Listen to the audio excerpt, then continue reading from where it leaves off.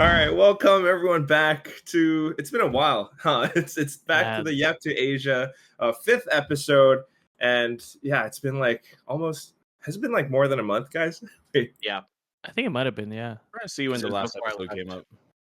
And oh yeah, let's get that info real quick. Been I think actually one full month. It was one full month month ago. ago. Damn. Nice. I made you. Oh wow, it's been a while, and I feel like we're all in quite in a festive mood, festive spirit, right? My shirt Except says "Bite for- me." Yeah, it sure says "Bite me." I love a little bit more that. below. That's so sick. Sleepy. This won an ugly sweater contest. I'm Oh, not even actually, I can Yeah. see that. Yeah. kidding. Yeah, Lovely. at That's sick. Artosis's Christmas party, and I think it was 2019. was it the sweater or 2018? was it the guy wearing this? Aha! The guy. What? What? Are you saying the guy wearing the sweater is ugly? We were supposed to do hot takes. Quack. I'm starting early. Sorry. Yeah, hot takes. I Too apologize. early. Too early. Paperthin, ugly Apologize or for- really ugly? Yeah. That's a real No, hot take. That's really a real hot dashing. take. That's the one. I'm Damn. just like wearing the whole Hogwarts Christmas I can see tie. that. Yeah, it's apt. That's Because you did the whole Hogwarts thing, right? Over I the... did. Yeah, Well, you where's did. yours, black and blue? Where's your? It's in the wash. Oh, Sorry, But you got man. lights. Huh? Yeah, I got you lights. got the Yeah, colors. red and green. You know, Christmas. That's right. Jingle bells. Yeah. You know, I'm a messy eater, and Christmas dinner it's called Noche Buena here, like Spanish. And then I eat a lot, and so it was dirty. It was white too, so I had to wash it. Oh, I see. What if you showed up with like dirty stains on your Like, Dude, sweater? that would have been. That will win the sweater contest. That would have been. Yeah, spot That on. There's would- like ham Have some juice. mom spaghetti everywhere. News I don't know. weeks, arms are heavy. Mom's Yeah. spaghetti. Yeah, Okay. sounds All right. good. But yeah, here we are. I mean, what's everyone been up to? Shall I begin? Shall I be the first to start? I guess. Yeah, Yeah. let's do it. yeah, Why yeah, not? yeah. Tell us about your Harry Potter adventures. Yes. Had a great vacation trip to Japan. So I went through all the way from Tokyo to Osaka, hit all the theme parks because Nice. me and my girlfriend, we love Disney. We love Disneyland. Then there was the new Fantasy Spring stuff. So that was pretty fun. They had again, I don't know how they do the rides there. It was super magical. Like the one where you see the beast transform into the prince. I still have no idea how they do that stuff. Some of the others you can kind of figure out it's mirrors, and then they use that for the cool tricks and effects. But the transformation, I'm just like, is that an actual hologram? How the hell? How did that happen? And then I started thinking, what if we had a Riot or Valorant theme park? That would be pretty nice. Ooh, yo. Right? Think about it. Well, we've already got the Riot thing in Incheon Airport, right? So Yeah. Arcade, yeah. we could just build one right out there, by Paradise, where we had or not Paradise. What's that? Where did we have champions? Why can't I remember? Paradise is a Inspire. different one. Inspire. That's the one. They all Inspire, have yes. one word. Yeah, we could build a park right there, and you could Have, stay at the Inspire. You could ride. yeah, you could go see. It's Okay. this is where Kong won the world championship, and That would be sick, actually. Stuff like that. Yeah. Think of a ride. What would the roller coaster be called if it was Valorant themed? Ooh. No, I have an cool. idea. You know that thing that you ride that it drops super high from Yeah. 200 feet? We can call that. They could call that the updraft. Ah, up and well, down. I like that. The roller coaster is easy. You could just call it Rolling Thunder. Oh, that's Ooh. true. True. That was my kind of holiday trip. What about you guys? Shall we start with black and blue? I'm always second. Sorry. I knew it. I knew it. Story of your life. I knew it was coming my way. No, but holiday seasons. Attended a wedding for my cousin, which was very fun. Always, weddings are always fun. When are they not? Hopefully, they're never not. Traveling around just locally, the Philippines for other work stuff as well, which is cool. Was in the mountains again for a while, but for work this time. Oh, And yeah, Oh. just enjoying the 3-month long Christmas tradition we have here in the Philippines, where it starts in September, October, November, December. Yeah, because Catholic because we're Catholic. We're Nice. Catholic as fuck. Wait, are you able to elaborate what the mountain work was? Yeah. Oh I was no, it curious was about that. so like there's a city called Baguio City in the Philippines where think of it as like Paperthin. You know how like Denver is on top of in the high grounds like in the Yeah. it's like that basically. Oh. Yeah, it's a city on top of a mountain, and there's a Oh, city there. So like there was a mall, and they were like, we need esports tournament here in the fucking mountain. So we were I like, see. okay, we go there. I thought you Okay. like straight up went there Yeah, to climb a mountain and work in yeah, the wilds for some yeah. reason. I don't know. That's Pretty pretty sick. nice. Not that So way. things we do for esports, guys. Yeah, it was fun. I love mountain. Do some work. Nice. Shall I move on to Sleepy then now? Sure. I think you had a pretty nice trip too, right? Like you guys went to Japan for a little bit. I did go to Japan with some of the casters from Indonesia, like Son, Momo-chan, and some creators like Napsky, Frost Misty, Yanto the bunch. Also myself with partner Jan. Japan is always great. I love Japan. We went to the smaller cities this time, so it's literally just ghost town by like 6 p.m. And so we just took a stroll around, just chill in, talk about life, heavy shit. But then the most recent one was I went to Malaysia on a similar note. A city on top of the mountains. I guess Genting Highlands is kind of like that. May or may not have lost some money in Genting because that's what you go there for. But also there was a few theme parks, the outdoor one and the indoor one. It was super fun. I love thrill rides. Even though you always get nervous before just getting onto those rides? Do you, Quack? I know do. you rode. Yes. Yeah, I'm pretty bad with them. So I like before going to Universal Osaka, I've never actually been on like a proper thrill-seeking like roller coaster. Never. Your whole life? My whole life ever. Really? I've always been like quite meek. So I might have gone on like some small rides, but up to this point, never. So when I went on the big ones, I learned something new about myself. We're allowed to curse on this podcast, right? Yes. Yeah. So going on the big rides, I learned that whenever you go down the big drops, I start to curse a lot. So I'm like clutching my girlfriend's arm, and I'm just like, "Fuck me, fuck! Oh shit, Jesus Christ!" I'm just doing that the whole time, and like the Japanese people next to us were like, "What's up with this dude?" Nice. So yeah, same. That's what happened too for me, and overall it was super nice. Met Tash as well in Malaysia. Oh yeah. Esports is everywhere, so that's great. It is. Friends all over the place. That's awesome. Yep. So whenever we hit down to Korea, that's where Paperthin is. How was your holidays, buddy? Dude, I was busy. I also went to Japan. blackenBlue got left out of this Japan trip. Well, like everybody's going to Japan. But so I went because I went to see Yoko Kanno and the Seatbelts, the band that did the music for Cowboy Bebop. It's absolutely incredible. Best concert I've ever seen. Just so worth it. Like, because they hadn't played, I guess officially they hadn't played in like 20 years.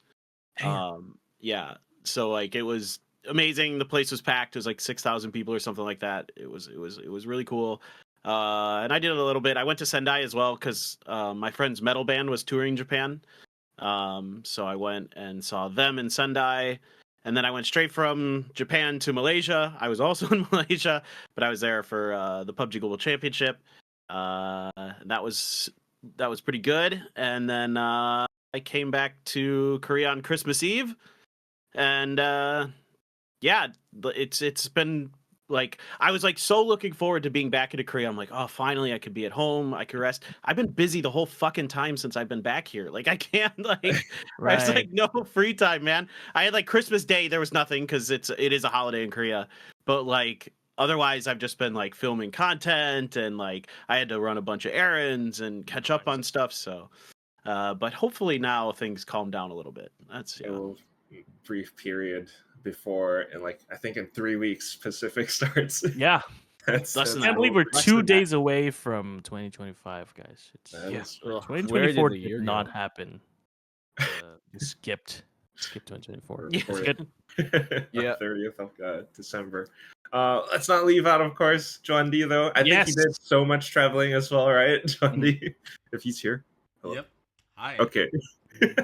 Okay, so I have a very interesting story about something, and it happened to be with Andy. Wait. Damn it, So- Juandi, damn it! I'll What let happened? Sleepy to tell this story. Okay, fine, I'll do it. All right, so Juandi and I, we are on the way to an event, and we were on our way back. And I have been considering about buying like maybe a personal vehicle for myself because Juandi drives, and I feel like okay, it's pretty convenient, huh? And then I was just asking him, Juandi, You let me have you ever drive? had car trouble?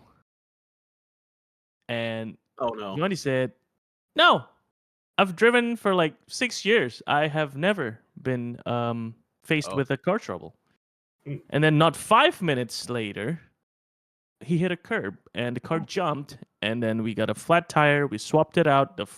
We went 10 meters and then the tire got flat again. And then we found out it was a transmission that got broke. And we had to wait on the side of the road for like 3 hours. Oh. Oh. So, that day was a day Juandi started believing in jinxes in real life, and I should probably shut the fuck up. And never talk about it. You were jinxing teams like a couple of years ago, and then now you're jinxing people in real life. Yeah. Why do we have him here on this podcast? You just Man, gotta watch what he says. I'll just react today, okay? I will not. I will. We gotta. Great power, great responsibility. I am very irresponsible, so that's what happened to Juandi. Sorry, Juandi. Poor John. It's clear to me that Juandi's actually an X-Man and he has superpowers. So Mhm. yeah, we need to send him that. to the school with Charles Xavier and stuff. Yeah. Juandi Gray. Yeah.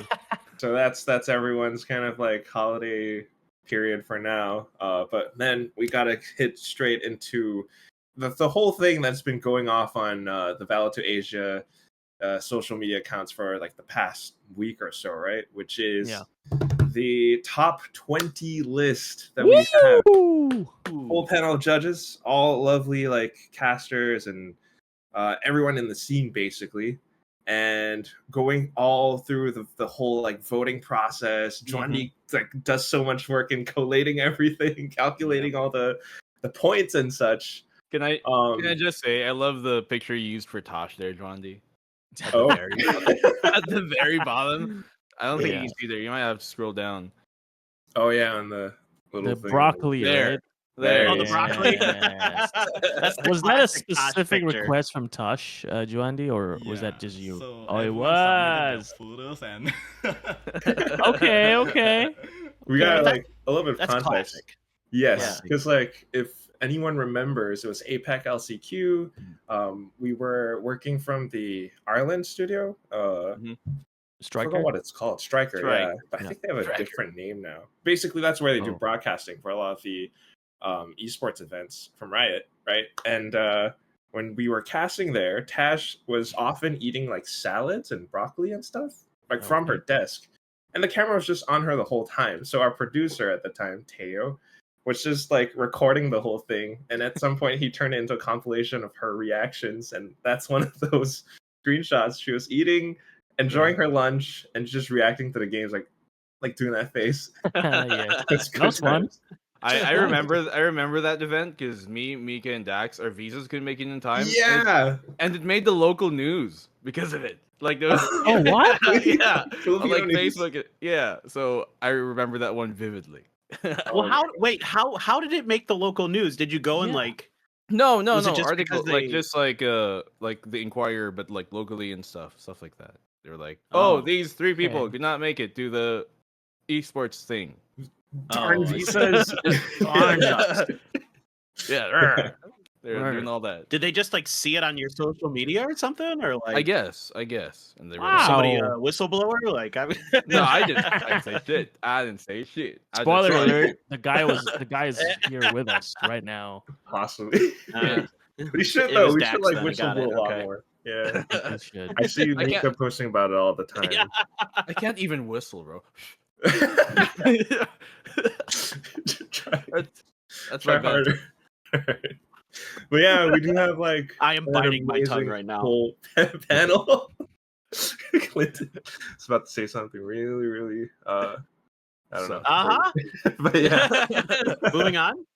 Yes, moving on. Full panel of judges. Like a lot of amazing, talented people, even like from all over, not just Yeah. anyone from Pacific or from VALO2ASIA. We have Juandi on the list this time too, but also Alan, who has been on the show before, and also a lot of others. Like I think that's Universe there, Jen Lee, Ewok, Yeah. of course, yeah, and also I see from Taiga Japan. and Oda. Yeah. Yeah. Thai My boys. talents as well. Indonesian, of course, too. Probably will expand on this list next year. We'll see. Right, Yeah. Juandi? Are you all on here, by the way? We should be. I believe we are. I think so. Yeah. Well, Yeah. I'm not. Joan, do you care to explain? Biased. You can't. You can't No, vote. it's fine. We had a whole discussion about this, and I decided no, I'm not going to participate this year. I think there's a lot more people out there who's following more closely, and their vote probably count more than mine. So all good, Joandi, but I will remember this. We'll remember everything that Juandi does. But yeah, that has been what Juandi has been hard at work on, I think, for quite a while. And not just in terms of, making everything happen for the VALO2ASIA Awards, but also for the first time in I think ever, like actually getting a partnership for the whole thing, right? Yes, This is where sir. how do we intro this whole thing? We have like a sponsorship from Corsair now, I believe, for the VALO2ASIA Awards. That is awesome. I believe Juandi deserves a round of applause. Props to Joandi. Well done. Man. Hey, just wanted to pause this video to give a shout out to Corsair for making this awards possible. Thanks. And back to YAP2ASIA. Thank you, Corsair, for supporting That's the VALO2ASIA ad-lib. Awards. There we go. That's our shout out right there. Thank you for all the help. But yeah, without further ado, I think we should jump straight into the list. Okay. So top 20. Do we do like drum roll? How do we? Well, there's the whole list. It's already in there. Yeah. Oh yeah, it'll already be out. Yeah. By the time this episode goes up. Okay. Wait, So- but the top 3 are news to us as well. That is true. Yes. News we to you haven't guys.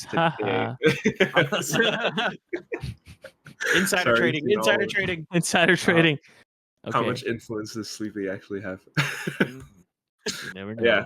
We started off, I think, the first one, top 20th, which is going to be none other than Foxy9, I see on the list right now. Yeah. Top 20, none other than Mr. Foxy9. And I think, like, maybe should be higher too, but it's super well deserved for it to be on the top 20 list. Mm-hmm. Yeah, I agree. I mean, I think overall, like, Foxy had a pretty solid year. I mean, it helps that, like, DRX got their crap together at the end of the year. Yeah. But I mean, he was asked to play a lot of different roles, kind of try to be a different thing, whether it be sentinels or initiators or whatever. He could flex in a duelist as well. So he's kind of become like, it used to be like, remember a couple years ago, it was like Foxy9, this duelist, like he's got cracked mechanics maybe, but decision making wasn't always the best. And now it's like, he showed he has a lot of flexibility, so that was really impressive. On top of just putting up pretty good numbers, he still had a few matches here and there that weren't the best, but yeah, I think this is, in my opinion, pretty well deserved to be up there. He's now obviously he's on Jinggg, but you could see the raw potential that he has, like all the time. Like he's still a very mechanically gifted player. For sure. Just like voting for his performance overall in 2024. So I didn't think about like his Jinggg stuff yet. But for me, mainly it's like the growth of his whole performance as a player. Because like you mentioned, remembering him from last year on DRX, I remember you guys would like talk about it, like translating the team comms that we would hear. Sometimes Stacks is like trying to control him, like don't peek out, but he does.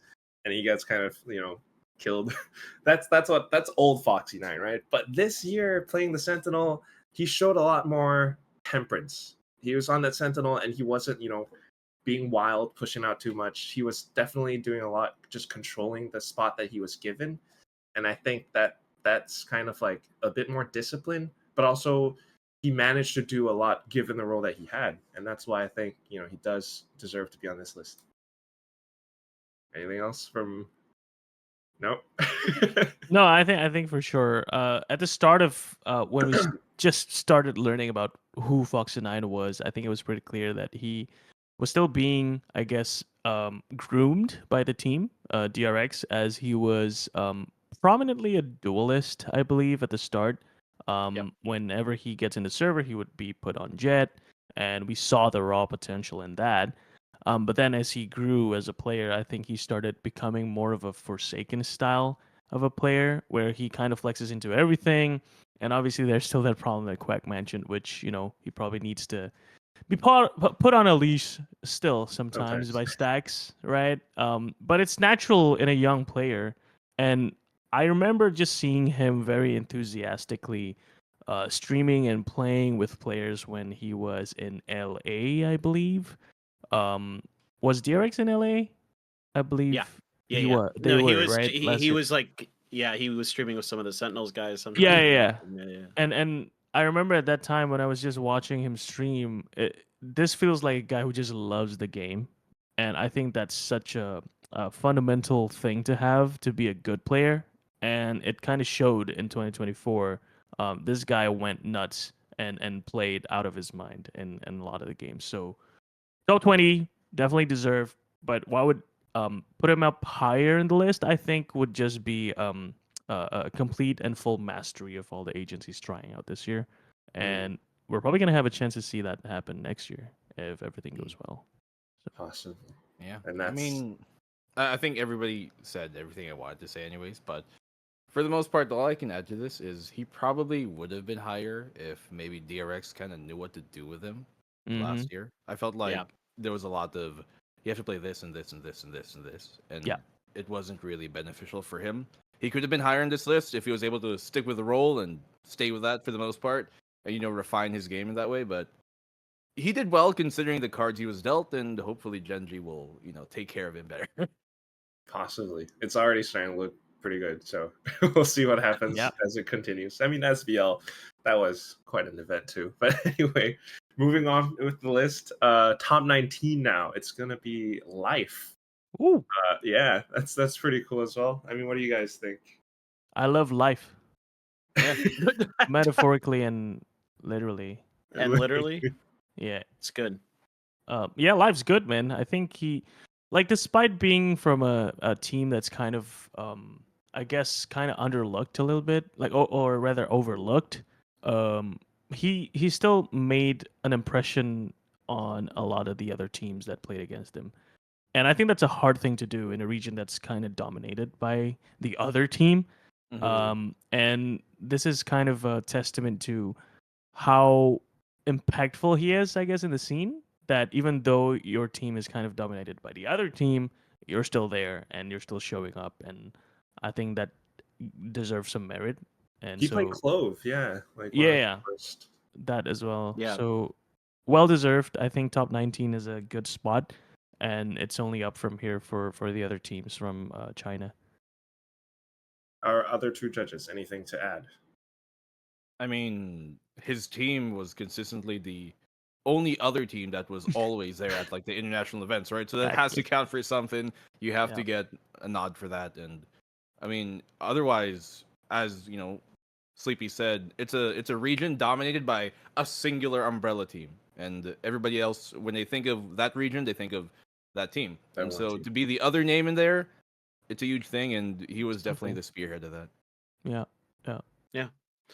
I mean, the only thoughts I have is Life is definitely deserving, but it's hard for me because I feel like you could have maybe put any of the other 4 players up there, and I probably would have been yeah, from that FPX team, because they all kind of had their big moments, whether it be Berlin, or Autumn or Ayang or Lysor, they were all matches, especially at internationals when I'm casting them or something, and I'm like, God, some of these guys are just wild. They're so good. There's so much raw potential on this team.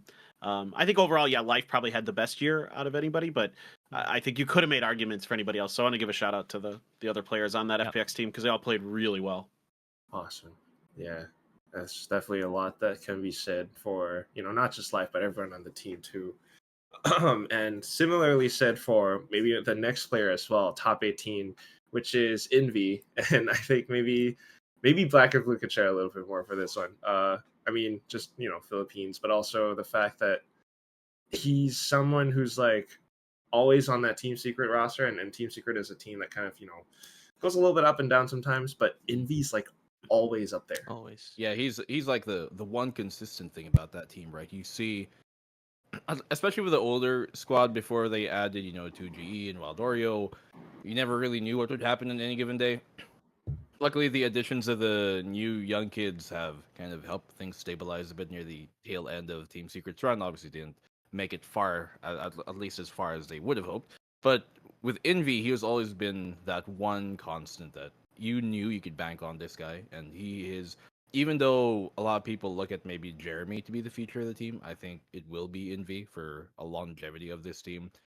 He's the one player on this team that I would not give up for anyone else, and there's a reason why he's in the top 20. Everybody's been, calling on his name since his start into like the VCT, even in Challenger League, and he's proven why. Because even in the big leagues here now in Pacific, he's proven that he can be toe to toe with the rest of the top guns. Yeah, I agree. I think he's probably the best fragging initiator in Pacific. I think. Yeah. At least Hot take. I mean, if we're not considering like, I guess Forsaken or anyone well, else. Yeah, Jason's kind of hard, right? Because he's most people would say he's a flex. Yeah, but not full initiator. It depends. Like a full on initiator. Like I think I lean towards Invy being the best. And so like if it wasn't for the fact that Team Secret didn't have a great year, he'd probably be way higher up on this list. Yeah, like. True. He'd probably be above Simon, who's I think the only other main initiator on this list. Right. I was just gonna say, like, if you look at this top 20 list as a whole, it's actually hard to pinpoint who are the initiators on this list. And Invy, I guess, is screaming that yeah, I'm the initiator that can frag. Like just looking at the list, and I think that's totally deserved. And you're right. From the start of Invy's tenure in TS, I think we can all see that Invy was there like all the time. And if it wasn't for him, I don't think TS would have had the amount of success that they had this year. Yeah. Despite it being not ideal still, but at least there was that, So next year, if they can build on that, I think TS could reach new heights. Also, I have a fun fact stat in regards to TS. Yes. So during the entirety of the VCT last year, this is globally, the two highest ACS for any player in a debut series, that means their first series for the team, was both against Team Secret. And they were both on talent, Governor and Primi. With Governor, he had something like 300 plus, 340 ACS, and Primi had like a 305 ACS. So both of them had their best debut series against Team Secret, and that was globally top 2 against Team Secret. Is that really a fun fact to be? It is fun for me because that means the team with the oldest guy in the entire VCT Pacific has a problem dealing with all of VCT now. You think? Even over, I think he's older than Angel. I think he's older than Angel. I think Jesse's older than Angel. I'm pretty sure. Then they have a problem dealing with young guns first time on the block. But then they start figuring them out quick, right? Yeah, it's like the first matchup they ever have against someone who's first time playing. They have problems immediately. Right. Oh, Angel is older, just barely. Okay. Oh, 1 year older. A year. Okay, so Angel is older. So okay. Pacific, for sure. Yeah, definitely. He's probably second then. Yeah. Papa Jesse Vash. So he gets Papa like Jesse. 1 year older because he has a kid.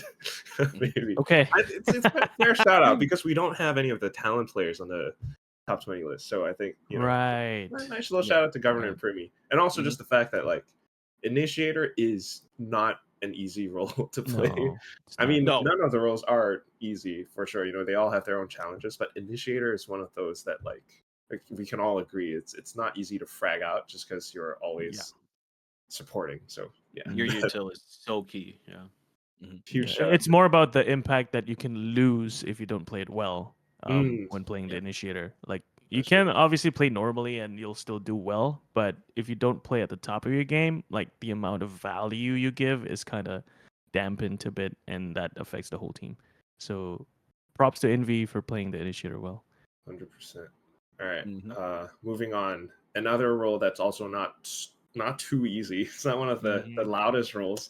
But the next player that we have is going to be mindfreak, who plays Mindfreak. smokes all the time. Yeah. All the time. Well, yeah. I guess I can start here since I'm with the team and all. Mindfreak's always been a staple in providing us with clutch clips, and I'm glad to see that that still kind of is the case in 2024. You know, when you compare, because I was actually doing some content with Mindfreak for Paperthin, and I was asking him questions like, "Yo, which version of Mindfreak is the best?" And he was like, maybe 2022. 2023 is kind of meh, and then 2024, as we can see, is like kind of there but not there. But at least we can see still the glimpses of what top and peak Mindfreak is in 2024. And I think that's just it just comes with chemistry that you've built for a long time with the team, and also just being hyper focused in a role, knowing the nooks and crannies and all the little details of playing the different agents that does one thing, which is cover vision for your enemies, and just stay alive for as long as possible. And I think he did it well. And anyone who aspires to be a smoker player, I think, can look to Mindfreak for inspiration on how to do his job well. So top 18, is it? No, Yes. it's top 17. 17. It's not the best in terms of, thinking about how it was from last year. I think he dropped a few ranks, right? Juandi, correct me if I'm wrong. I think you're right. Probably did, and that's kind of just a result of the team, I would say. But Mindfreak himself, I think he's still up there with everyone else in this list. So I'll say one thing quick. He dropped a few spots in my book. Not exactly necessarily just because of the team, but I thought there were a few of those normal clutch moments, right? Like his nickname used to be the Iceman, right? Like, Yeah. And I thought he really misplayed some big crucial moments for Paperthin in those clutch moments, like in some 1v1s and post plants and stuff, where I'm like, why are you peeking that, bro? Like, just found myself screaming at my screen. So there were, but those were few and far between. But they were like moments where I was like, normally he is good for those, and he had a few slip through his fingers. So overall, that would be like the only thing I'd like to see him clean up. But one thing I don't know if you can agree with this or not, Sleepy, but just from like watching from an outside perspective, I felt like he was more of an energy guy this past year. Like this year, felt like, yes. Yeah. It felt like he brought a lot more energy to the team. It felt like he was the one kind of bringing up the hype. Yep. He wanted to be like that guy. I've always really appreciated that about him. Is he not only has that laser focus, but he seems to have a high level of determination. Yeah. To really be good, not just good, great at the game, and he is great. He is very, very, very good. So I really appreciated that he kind of like added this new dimension to himself, a new layer. Yeah. No, for sure, man. I mean, this is the year we got Mindfreaky, guys. When have we ever seen anything like that from him? In times of the past. So Mindfreak on my divide. Yes. So you're right, and I totally agree. I think he is much more energized this year, and I really wish we can see more of that next year. Because I hope so. So here's another it's not such a fun fact, but Mindfreak doesn't actually like the nickname Iceman. He actually hates it, and Why?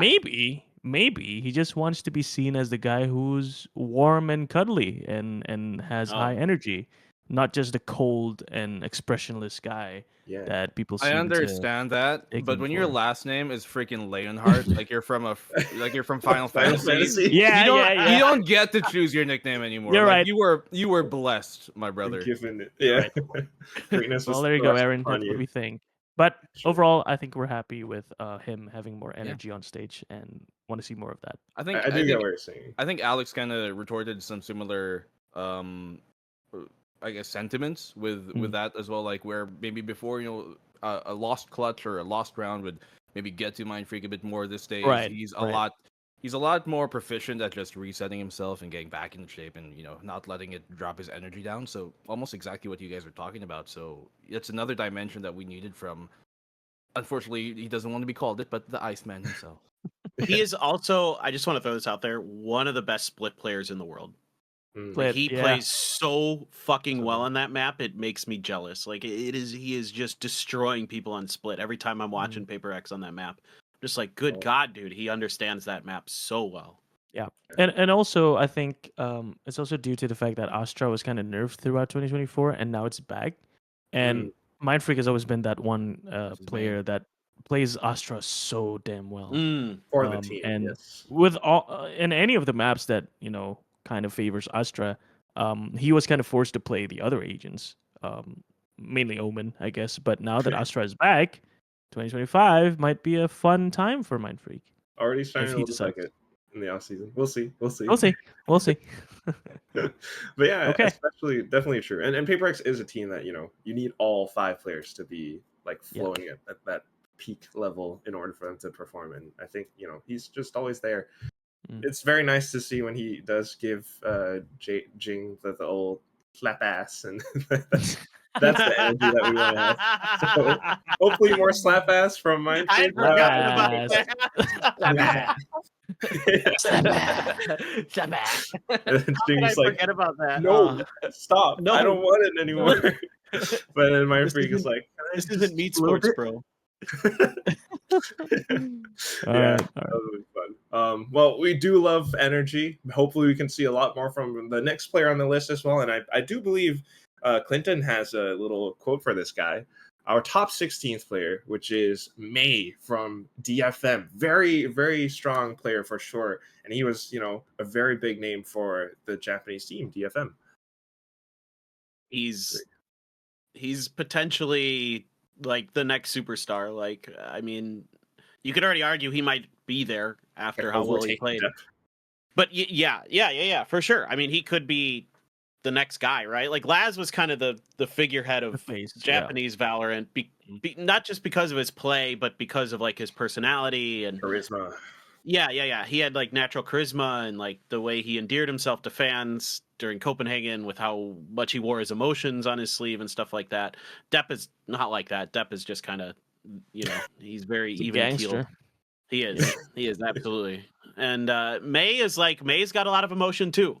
And that's why I think like probably after this year, especially if DFM has a lot of success, that he's going to be like that guy. He's going to be the next face of Japanese Valorant, not just because of how unbelievably good he is at the game, but because he's got a lot of, we saw it after they got their win. Like, he was emotional. He was crying, that's how much one win meant to him, and he knew how much it meant to the org and the fans.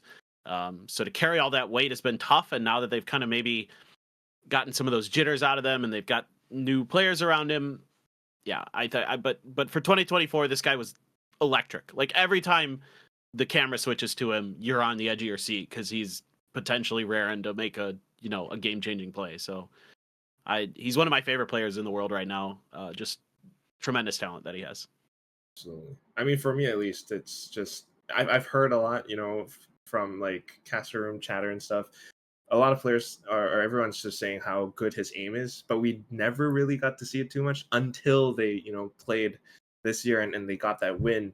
And even then, like, past that one match where they won, maybe they still lost several like matches here and there, but he was always like single-handedly just opening up a lot of space for the team. Like, just as a jet, he'll just, I don't know, freaking like updraft with the blades, somehow still is able to find the first pick. And it's just so crazy how he does it all by himself. He doesn't need like a flash or anything to set him up. And that's just how strong or how good he is. So that is definitely always very fun, very sick to watch. Depp has been, I guess, a little bit more quiet this year, huh?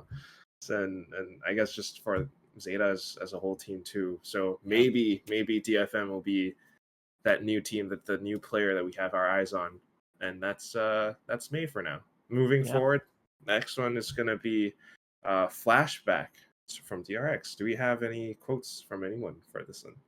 It was me again. I think so. Oh wow! somehow I ended up with like Mr. back-to-back Quote. quotes. Nice. Yeah, Or of a lot of the Korean players, I think. The quote speaks for itself. Yeah, I mean, if not for Karon, he's probably Rookie of the Year in Pacific, right? Like, Right. I think. For sure. Yeah, it's So, not- I saw this picture when Joandi uploaded it, and I was like, Paperthin's starting the hot takes early, huh? Wait, really? Already. So Like, already. okay. my life Elaborate. is a hot take, bro. How's this? Wait, okay. Well, I mean, Rookie of the Year, I think that makes sense. Karon was, definitely just insane, but I'm not Flashback was against it. really strong as well. I'm not against it. Yeah. How do we provide statements to show like that we agree with this? Like, what was Flashback good at this year, apart from being a rookie? It almost seemed like, also for a bit, they didn't know what to do with him, right? Like, Yeah, a little bit at the start. Kind of like what happened with Foxy9. Like, do we have him Sentinel? or DRX Foxy9? transitional period. And then eventually they kind of figured things out. And I feel like for a lot of the DRX players, they would have been higher in this list if they just figured out things earlier. It's easier said than done, though. Obviously, the season's a lot shorter than it might initially seem.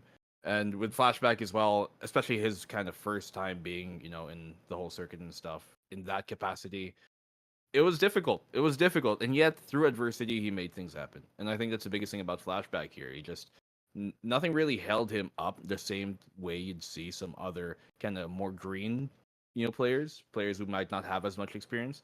And he seemed like he was comfortable near the end of things. And I mean, DRX surprised us all near the end of the season, right? Yeah. And that was the most important part. And without the player like him to be there too, to be like, if you're a teammate and you maybe have more experience than this guy, and you look at him and you're like, he's doing well, so what's my excuse? That That's has to true. be a driving factor Right. for even the more veteran players on that team. Yeah. Absolutely. I mean, I DRX think- definitely was going through quite a bit, but yeah. Yeah, for sure. I think towards the end there, like you said, BNB, like he's kind of being figured out by DRX, and then he kind of settled himself into. I think he's probably one of the favorites in terms of playing Cypher now, specifically. Mhm. Like you would see Cypher, and you would think that this is Flashback's signature agent now. And that's kind of telling us that okay, then we've kind of figured out one piece of the puzzle. In the form of Flashback playing that Sentinel role. And it's not like every role is hard. Sentinel, not I wouldn't say it's at the top of the list of hard roles to play, No. but when you play a Sentinel well, you just have this like the term for it is an anchor, right? Like if you have an anchor that's good, then literally your ship is gonna be stable. And I think that's what's Flashback is providing for DRX this year, and I really hope we can see more of that next year. That's awesome. To be fair, he did a pretty good Clove as well. Every time he Yes. Oh yeah. That's I what I remember remember. that too. Yeah, Because pretty I remember good. he had that ace clip on Split. And that Yes. was when I was like, this kid's new. Yes. And he's like, that's a really good player. That's But what yeah, you get for being young, I guess. Like you're allowed for more time and space to try new stuff. But if we can kind of settle him early on his Sentinel role, I think that could allow more room for him to expand on his already great plays on that agent. true. We are starting to see that in the off season. So we shall see next year. We shall see. Flashback. Stability for DRX. That's the quote. Yeah. Yeah. Okay. Quack provided a Here's tagline. That's what we Okay. want to see. Yeah, I like All that. right. Here's So another that's- fun statistic. Oh, we have some. Just real quick. In stage 2 of Pacific, there were 10 like in terms of ACS, he's 10th. All the other players above him, except for one, are duelist mains, basically. I mean, there's a There you little bit go. of flex here and there with some of them, but the only other player above him was Forsaken. So, like, as a Sentinel main, like he outperformed Meteor, for example, in ACS. Like, so he Wow, was okay. really having a very good stage 2. Yeah. Very capable. That's, if not for Karon, Rookie of the Year. So Yep. yeah, moving forward, our next player, definitely not a rookie, not anymore. Something from PaperX, but compared to last year, maybe a little bit lower down the list. Maybe we can take a look at why that is. Do we have any quotes this time? Who was the Rookie of the Year last year? I We put. don't remember. Was it Last something? year. Was it something? It That's could what I'm be. asking. Yeah, I Whatever. believe it was something. Because he just, plugged and played straight Yeah. I think it had. I think it had to be. I can't think of Right. anybody else. and also just like everyone was just in awe of how he played his role. There's no way. There's no way it could have been anybody else because Paper X was, the best Pacific team last year. So Yeah. I don't. He was Okay. number 3 top player, but I mean, in we- my eyes, he's the whole reason why the shorty was kind of nerfed. Yes. So- Yes. after Well, I him, guess- everybody started backdashing into shorties. Oh, Yeah. was Monyet a rookie? Yeah. Monyet was Yeah. a rookie last year. Right? Oh my yeah. Oh Yeah.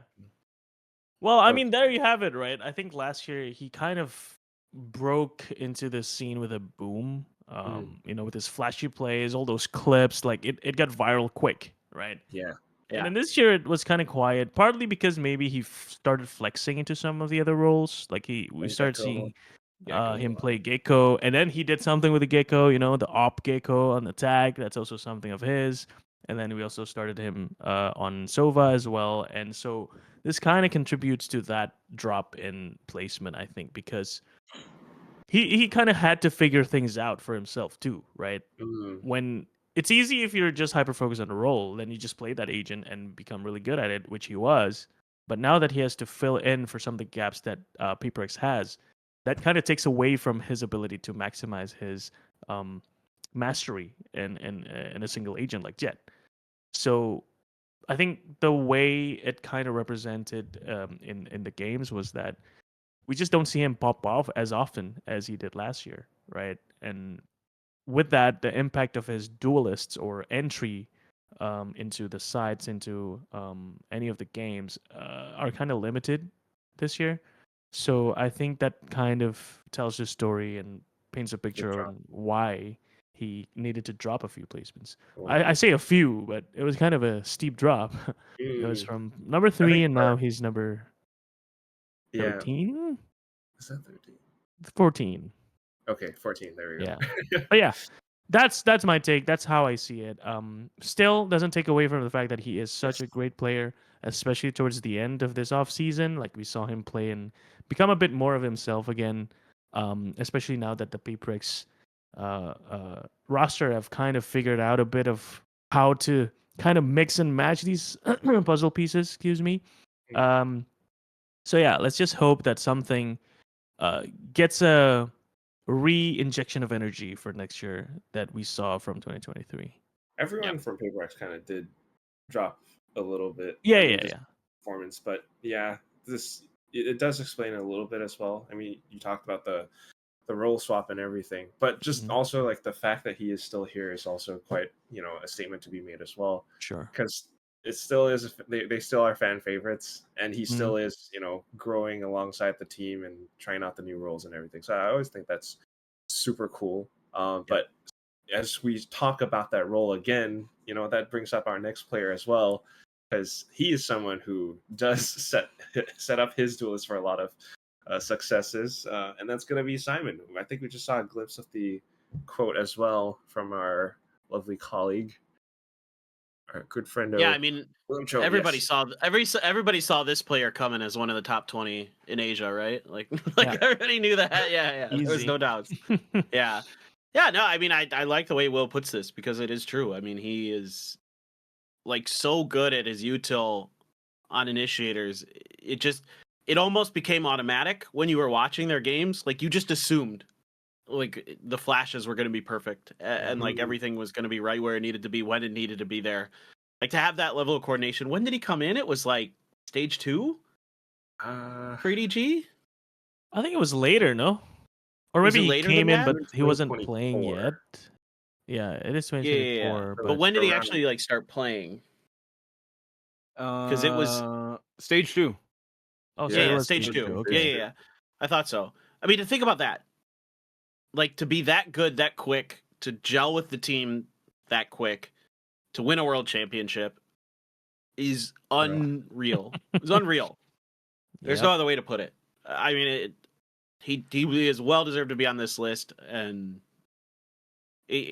if this guy gets, I don't know how he gets better. It's hard to imagine that he gets better because he was so clean. I mean, it was incredible. I mean, maybe his fragging gets a little bit better. Like that's Right. maybe the one thing you could see that he could work on a little bit, but that's about it. The man. complete player, perfect utils, perfect support, perfect Also, fragging. That would be a scary ass player to face against. Sure. And yeah, he just had the dream run of his life as a rookie. Well, is he a rookie? Would you consider him a rookie? I mean, he kind of just joined EDG stage 2 of this year and then won champions. That's like the perfect run for a player, right? Like, who would have dreamed of that? I can't. Yeah, exactly. I mean, I don't like follow. I'm not a ball sports guy.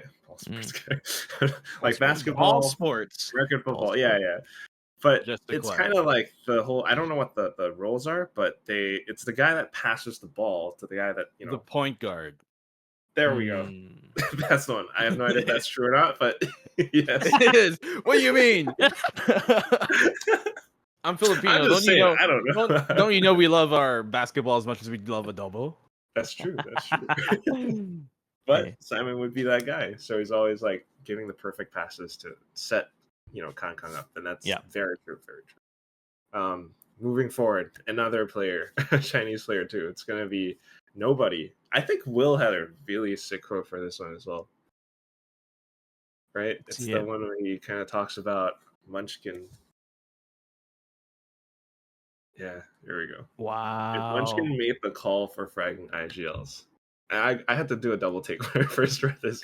Nobody absolutely answered. Nobody, as in the player, for sure. Yes. But yeah.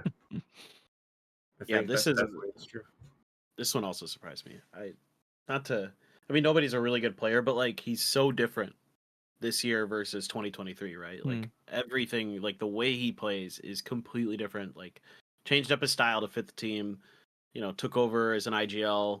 I'm so impressed because I found myself in 2023 often just being like, what are you like staring at nobody on the map and being like, what are you doing? Where are you going? Why are you doing this?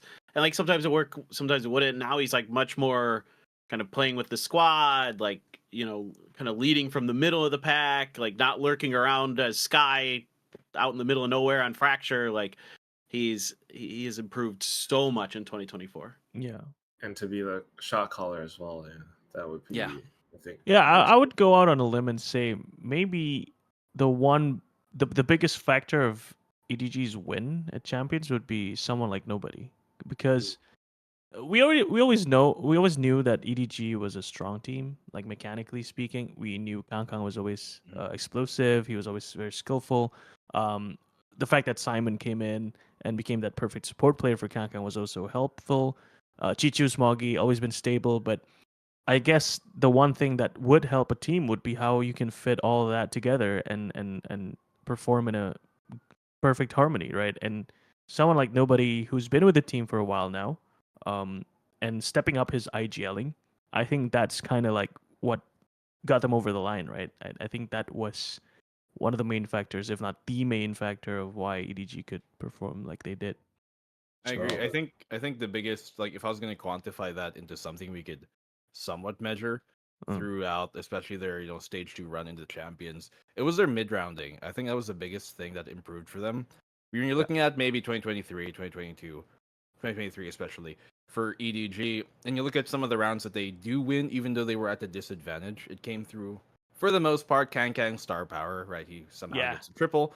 But in the final run during stage 2 into champs, even though sometimes it'd be Kang getting them across the line, it was a lot more kind of like a team coordinated effort. You'd see like, okay, the guy is here, he has a crossfire here, and maybe they lose the fight. Maybe now they're down 2v3, but they still somehow bring it back. But not because of star power alone, because they did the right thing in the mid round or even in the late round. And I think that's the biggest thing that we saw improve from nobody and from EDG as a whole, because as we always, people have been saying for quite a while that EDG and China as a whole, they have great aim, they have great mechanics, but maybe the calls and the strats aren't there. Yeah. And he brought the missing piece to what is looking like an almost perfect team. Mm-hmm. Yeah, and that's why they lifted the trophy. Just ignore their off season. Just ignore their off season. Yeah, That one doesn't I count. don't think they were even trying, to be honest. No, Doesn't so, no, not for this list. no. Okay, but we are nearing almost the top 10. Top 11, I believe, right now. It's gonna be MaKo, who also stepped up with the IGLing, so that's pretty fun as well.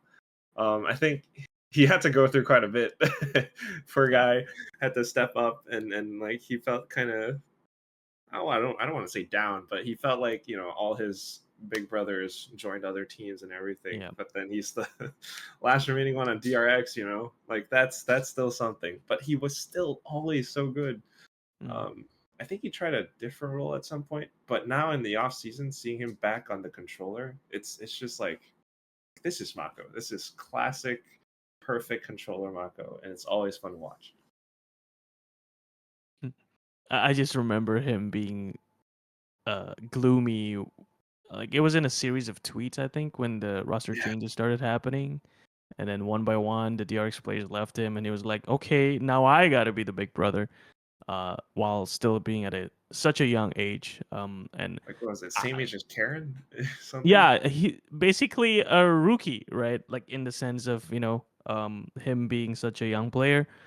And to have so much weight put on his shoulders and the way he played this year, I think that's just a testament to how great he is as a player. And I'm glad he's still around. And DRX better take care of him, like, really well. Yeah, for sure. It's crazy. It's crazy how much experience he has for such a young player already. Right? Yep. Like, I don't think you can even call him, like, he's young in age, but definitely not in experience and stuff. No. He's right up there with the vets at this point. Yes. Yeah, I mean, he's been, you know, playing with DRX / you know, well, I don't think he was ever technically on them when they were Vision Strikers. But I mean, he's been playing with DRX for a long time. Yeah, I mean, everybody until this year he was like he was the best controller in the world, like Clutches, in terms of just everything he did was just bananas. And now they're like, please IGL, and he's like, okay. So he tried, but he had an interesting approach to it. I don't know if he like talked about this in interviews or if I'm just remembering some conversations I had with him backstage, but where he was talking about how he kind of lets like the younger players like Bane, or not even younger in some cases, but the other players like Bane and Flashback kind of make some calls for themselves, and give them the opportunity to do a little bit of, you know, kind of sub-calling, if you will, where he kind of opened the floor to them a little bit and kind of played off of their ideas. And I think that actually was a huge boon for DRX because they were a lot more fluid, they were a lot more creative, their mid-rounding got a lot better towards the end of that year, right? So like they were able to, through MaKo's sort of just his natural personality, kind of allow DRX to thrive in a way that we hadn't seen before. So that was super cool. So I'm with you though. Please take care of MaKo. He is a treasure. We love like MaKo. Sure. Let's put this guy in carbonite after every season so he doesn't age. Like he needs to be around for forever. I'm gonna be so sad when he leaves Valorant, man. Oh man, no, don't even talk about it. I know. Hopefully it's a long ways away. Yeah. 20 years from now. I think it's a very good point. Like, can you imagine being on a team where, like, just in contrast, not to say that, you know, anyone's bad at IGLing, but it's just a very different vibe, right? Like, like if you had, if you had Stacks doing the shot calling, then that's one vibe, and then you have MaKo doing the shot calling. MaKo's like so gentle, so of course, like he would, you know, want to support you. And then if you had blackenBlue doing the shot calling for you in Marvel it's Rivals, just a train wreck. You should probably do that. What are you doing? Hey. Yeah, let's test this theory. We should play sometime and just for sure, just 5 of us. B&B, just make B&B IGL, and only do what he tells us. Like, don't. Yeah. Who knows what that's gonna be like? Figure it out. I'm about to bash my table right now. Oh, B&B, can I shoot my gun? Can I shoot my gun? Can I shoot? I don't know. But I do see Joandy was showing us a little post. Yeah, so this is new for DRX in the off season. It has been they've passed the mantle over onto another new player now. It's Freeing who's doing the shot calling. So So this is nice for DRX, right? It opens MaKo up to just go back to be that Yes. oppressive controller. And they did do that for SVL. Yep.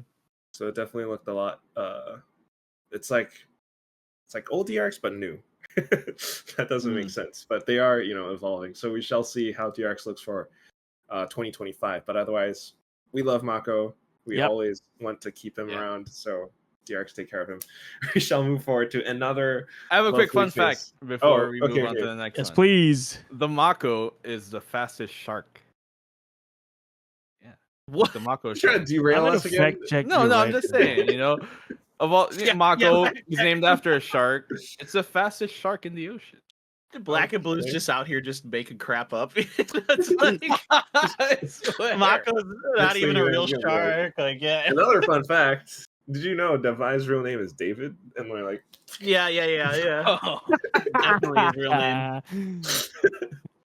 Mindfreak likes the nickname Iceman. Yeah. Yeah. He prefers to be called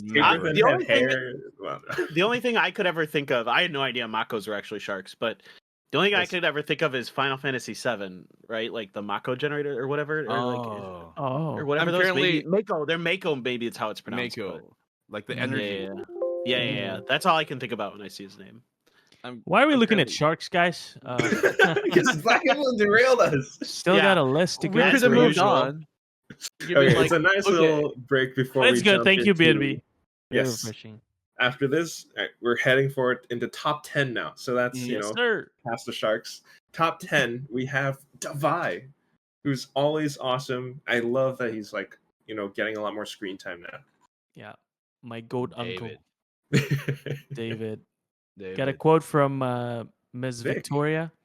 2024, World finally understood the value of Davai, not only mechanically, agent role flexibility, but as a fundamental pillar of this team. I think this phrase, this last part of the paragraph, is one of the truest statements of all time. And you're always with them, so you know the dynamics. I think I might have spoken about this like a while back. I don't know if it was here on YAP, but maybe somewhere else. But if you take away Davai from the core team, I think PaperX will never be the same.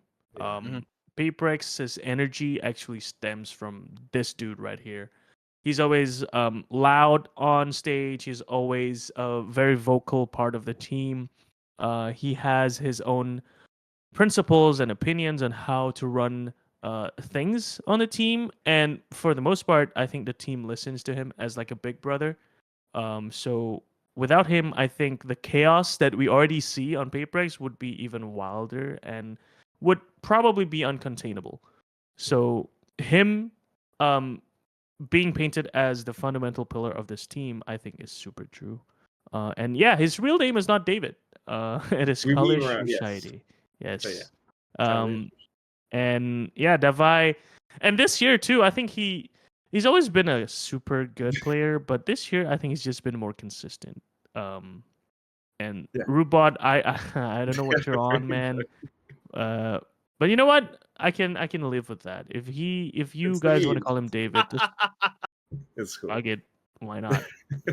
He doesn't seem to mind, so no. I think that's cool. It's like he's always, not only is he improving also, but like apart from the vibes and all, he's always like still so humble with everything that happens. He's always humble, he's always friendly, and it's just a warm presence whenever he's around in the room. Like no matter or not, like I'm always a little bit intimidated by a lot of the players and pros whenever I see him, just because they're like, oh my god, it's this guy, like whoever, like and oh my god, it's him. But then Davai is like he'll say hi to you.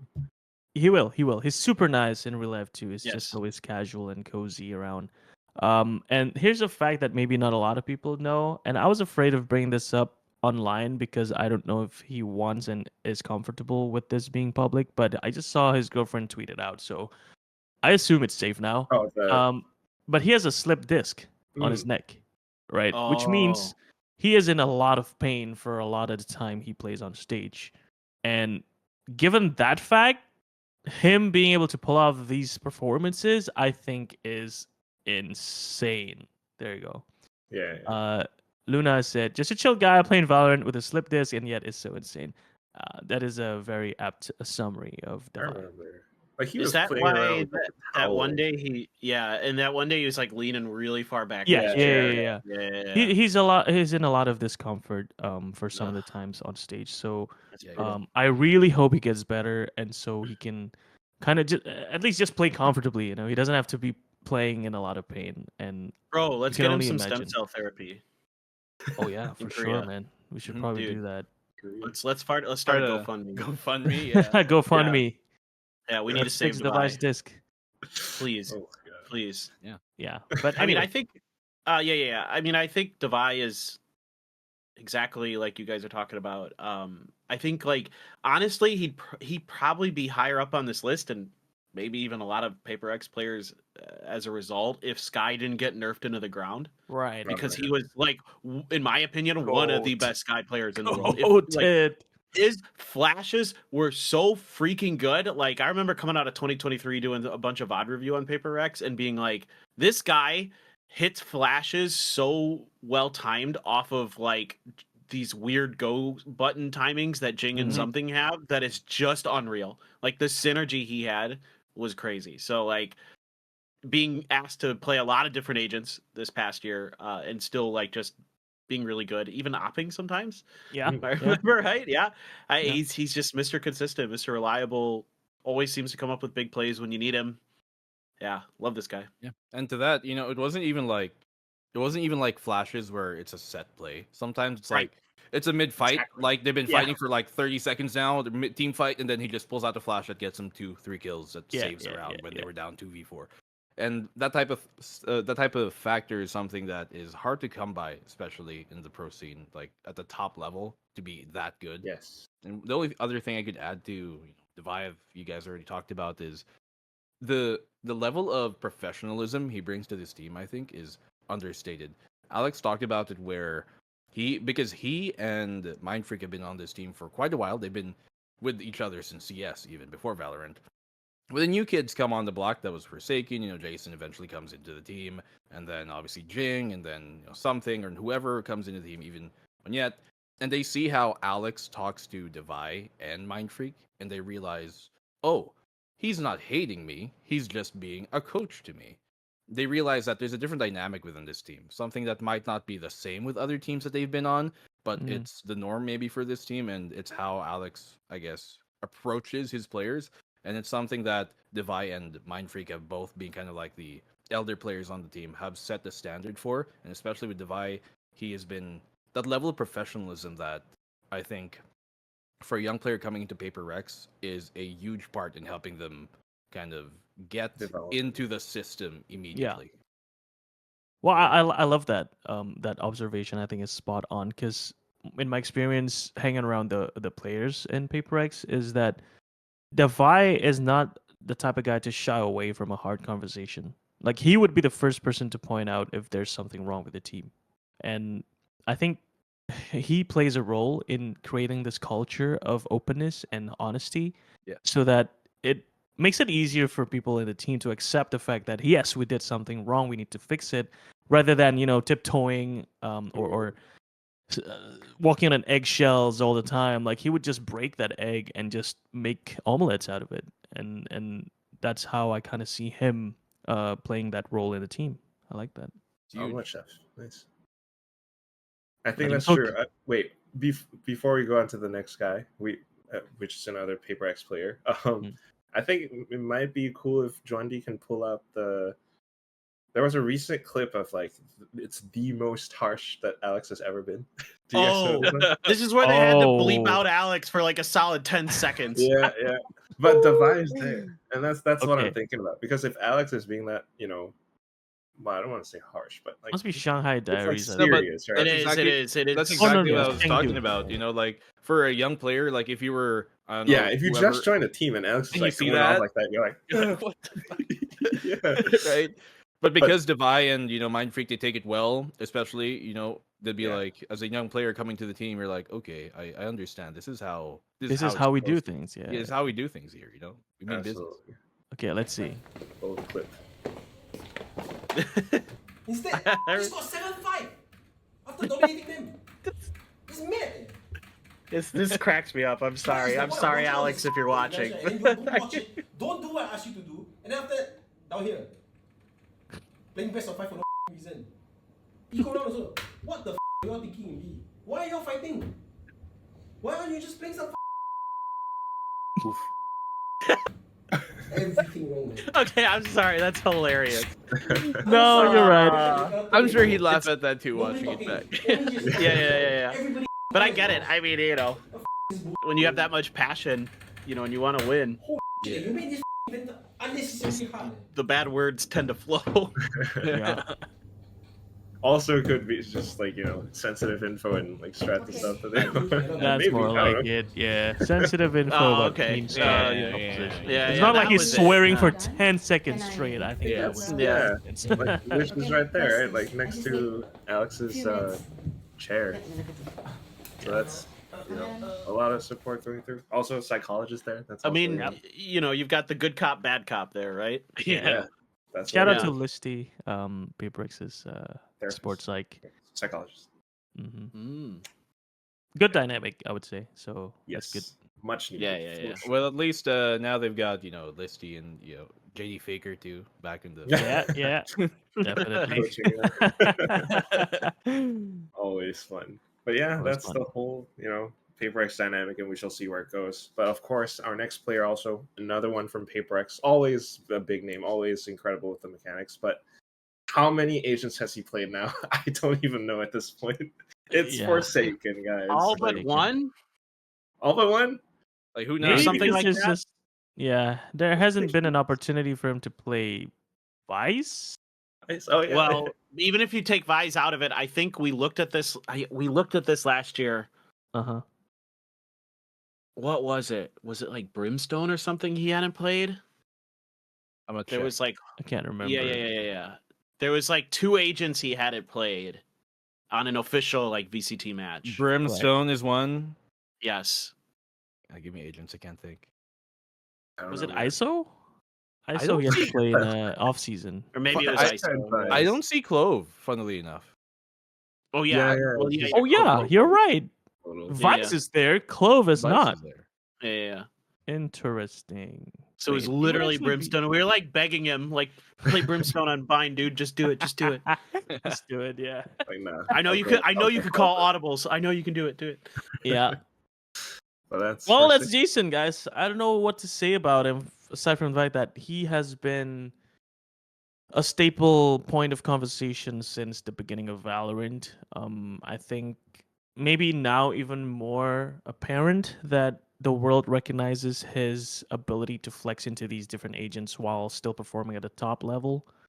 And yes, he did drop quite a few places here on the list, but again, that's due to the fact of, you know, the team not performing as well. And I have to be very critical and honest as well that some of the plays he had this year are not up to standards because we're talking about Forsaken. We're expecting a lot more out of him, though, because we've seen him play and grow since 2020, and it's only fair for us to expect more out of him. But I would say that I wouldn't say he fell short in meeting those expectations. It's just that, okay, well, yeah, he did meet the expectations, but there's that. So I think we just gotta see more being done next year from this man, even though it's so hard to say that, and it might not even make sense because he's already done so much this year with all these he still agents does. and these plays. So Right? He did like a 1v5 clutch ace. well, yes, that Word. is one of the best aces, if not the best aces. Yes. The best ace ever. That's in Um, Madrid, right? Yeah, it was in think Madrid so. against EDG. Your Split? judge. It was Yeah, on I split, think it was playing split. Yoru with a judge for the first 2 kills, and with a rifle for the rest of the 3 kills. Yeah. I did the breakdown of friggin' that. It was super awesome. That's Forsaken. That's So Forsaken. yeah, definitely true that we do expect more, but otherwise, still on the list, top 10. Oh yeah, and that's for always- sure. Oh, he's my like maybe my favorite player to watch in the world, just in terms of pure Nice. like enjoyment that I get. Yeah, from yes, watching yeah. how he plays. If that Mhm. makes sense. Like, I don't think he's maybe the best player in the world, but he is like, because he's so creative, because you never know when he's just going to have these games that are just outrageously good. He's playing a bajillion different, like we said, he's playing a bajillion different agents. Like, you never know what he's going to pull out. You never know what new tech he's going to have cooked up, because he just spends hours in, the practice mode grinding weird lineups and stuff like that. So like, yeah, he's up there for my favorite players to watch in the world, for sure. Yeah. All right. Moving forward, not so wacky, not anything else like that, but definitely a very core player for, I think, one of the biggest teams for Pacific right now. Munchkin, the fragging IGL of Jinggg. And you guys want to take the lead on this? Do we have any quotes actually from Munchkin? Can't remember. I have so much I could say about. Oh, I have okay, so we much I don't. could say Okay. about this guy. Oh, But yeah. dude, Munchkin. This is probably the player that surprised me the most in 2024 in terms of he's kind of wild in terms of like his play style at times. Now he got reeled in a bit, but you think back to like his Crazy Raccoon days, and he's like kind of a duelist, and then he's on T1 and trying to find an identity there. And then it's like a perfect storm here on Jinggg, where he takes over, he gets Solo as his coach, and they just take off. And there's just beautiful reads that he's making. Like, there's that great clip, I think it was from Meteor stream, where Meteor talks about how at Shanghai, like, everybody's just grinding ranked except for him, and Munchkin's just laying on the couch with an iPad doing nothing but studying VODs. Like, for hours and hours and hours, and you could see it come through when they win. Like, he would make these brilliant reads on teams. He would be light years ahead of you. And as the year went on, towards champions, it seemed like just the gas that Jinggg had just kind of petered out. But he can do it all. I mean, he was really having just an outrageously good year, and a player that I liked, but I never imagined that he'd be like this good. Guardian kills and stuff. That's he's the best Guardian player in the world. Period. End of story.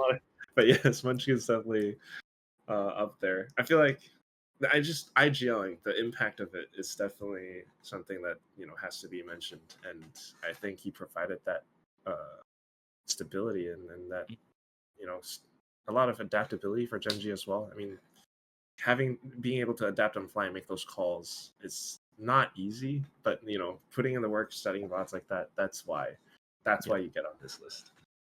So that's the thing about Munchkin. One last thing is that I've always been a fan of him, and the way I turned into a fan was because I played against him when I was coaching back in 2021. Like, we were scrimming against Crazy Raccoons back then, and every time there was a round that didn't go our way, I can see clearly that it was because of one guy, and that guy was a Munchkin. So since that day, I was always rooting for Munchkin. Like, I was hoping he just gets a big break, and I am so happy that he got what he deserved this year by joining Jinggg, winning a Masters event, and at that point, I can't even be mad. This guy is just so good. He deserves everything that's happened this year, and I'm so excited to see him do more of that for next year too.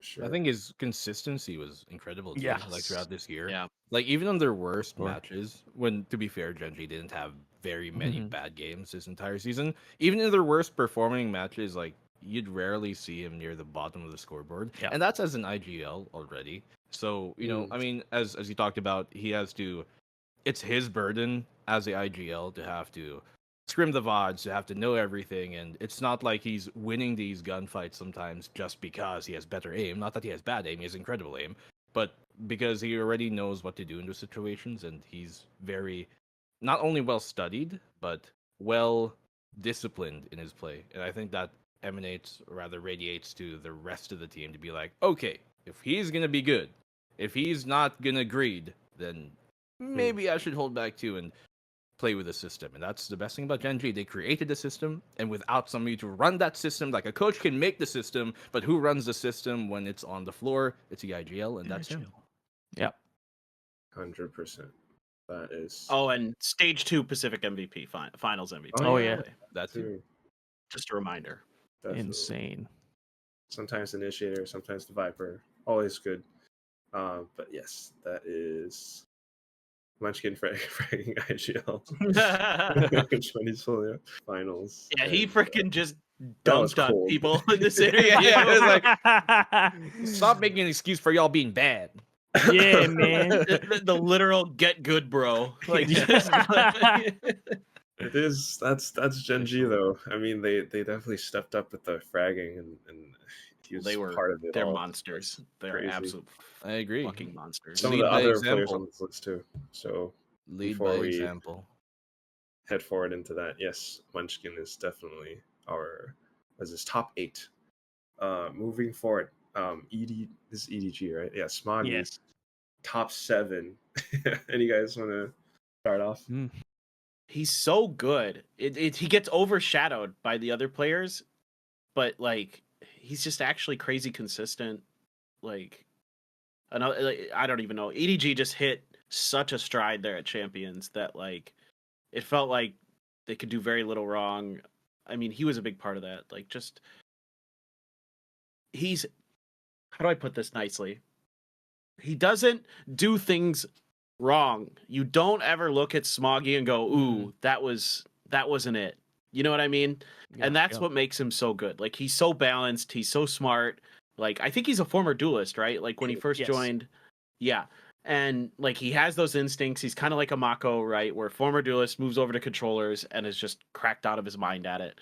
I was just blown away with what he's been able to do with this squad. He doesn't do things wrong is like that's the statement that's like staying in my mind right now, because as a controller you could do things wrong, and if you do things wrong as a controller, that messes everything up. But because he's making these plays, and or even sometimes like I love watching Omens, and when he's on the Omens, sometimes the way that he TPs in a certain spots, those are those plays, those high IQ moments that like gives him the impact that he has. So that's kind of what's standing out to me right now. And just to clarify, because I'm pretty sure people will be like, "What do you mean he doesn't get anything wrong?" It's different from making a mistake than from doing something wrong. Like just because like with information given to him, obviously we have a third person perspective, but like with information given to him, he's making the best decision he could make at the time, and a lot of them are pretty much on point. Exactly. That's exactly how I meant it. Yeah. 100%. Yeah, because I'm pretty sure people will be like, "What? He's perfect." All the Karens in the chat, huh? But he makes optimal decisions often. Exactly. So that's Actually. Smoggy. He's just great. I don't know what else to say. You can pull out the Clove as well, and pop off on that. One of those, again, former duelists that can give you some flexibility with how you're going to bring your agent pool with, Lotus going to be in the map pool. Yeah. Wait, Lotus, right? Pearl Fracture Lotus? Or am I incorrect? Is Lotus out for next year? Lotus just came back in. It just came back. That's right. Yeah, Okay. just came back Yeah, in. yeah. So with Lotus there, like he's going to be scary potentially. Because a lot of players are really starting to figure out that Clove is pretty good on Lotus. Yep. So should be awesome. Yeah. One last thing for Smoggy. Making the transition from a duelist into a controller is not the easiest thing in the world, I would say. Because as a duelist, your instinct is to open up spaces, while being a controller, you're to close up those spaces and stay alive for as long as possible. So it's like the opposite almost. Yeah, it's like kind of the opposite. And he took some time to get accustomed to that, but it worked out. He figured it out. That's Smoggy. Smoggy did well this year. Insane. Yeah. And that's our top 7. So moving forward, top 6 is none other than Buzz. Very big name. I think a lot of quotes, or at least Will had a really sick quote in my opinion for this one. But nice quote from I love Tyga, Tyga. actually. This is Yeah, this is so sick. When the camera switches to Buzz, you're always filled with anticipation. 100%. Yeah, he's like that. Because sometimes DRX will go on like a bit of a down, like a dull moment, but then Buzz is the one who starts things back up. Like that's when the casters all go like, okay, Buzz is angry now, and that's that kind of when the camera switches onto him kind of thing. Yeah, angry Buzz. I think he's been in like the top 10 of this award thing from the inception of it. Yeah. right? Like I Super don't remember a consistent. year where He was okay, like we're not never. supposed to say where our votes were, but I didn't. I don't remember a year where I didn't consider Yeah. him in top 10. It was 7 Yep. last year. Yeah, Yep. like just last year, I remember. 2022 even. Okay. Oh. Hmm, Where very was it? likely, yes. And there's Yeah, number 4. Yep. Because he's the guy who kind of you get the feeling that he wants it the most out of everyone. Yes. You know, a lot of times, and like even last year's There he Pacific is. finals, it was that like the PaperX reverse sweep. Yeah. He was still the guy like fighting till the very end. Like some of the players, you know, or you know, when it's like you can tell PaperX is starting to win, Buzz is still like always fighting, Yeah. and then he'll For do sure. a crazy 1v5. Like I don't know. I think one of the most commendable things about Buzz is his energy, and like you said, determination. Like he is such a personality and such a joy to watch and work with. Because we did work with him a couple of times back in 2023 for content, our collab content. And every time Buzz is in the room, you can feel the energy it has taken an uplift. Like he just brings that sort of good vibes to the team and whoever's around. And on top of that, he's such a mechanically gifted player. Like this is such a perfect combo. One of the best players you can have in a team, I would say. And so I'd say DRX kind of fumbled here, letting Buzz go. So yeah, I think T1's gonna have a knows? fun time next year. Next year, yeah, T1 next year is definitely going to be one of Yeah. the B teams to look out for. Yes. Can only hope. He is. I mean, I think he's just so consistent, and you guys nailed it. That when I talk to him, I get this sense of like he wants to win so bad, and he's going to put in the work. And like you talk to everyone behind the scenes, and he is just an absolute grinder. Yeah. Like he wants to win, and he wants to lift a trophy. Like probably more than just about anyone I've ever met. So like he's a guy that I'm always looking to. He does the dirty work. You know, he's down in the trenches for you. He'll pull off those flashy plays, but he'll also die for the cause if it's going to win a round. He doesn't care. He doesn't care how it gets done. He doesn't care what his stats look like. He wants to win that round.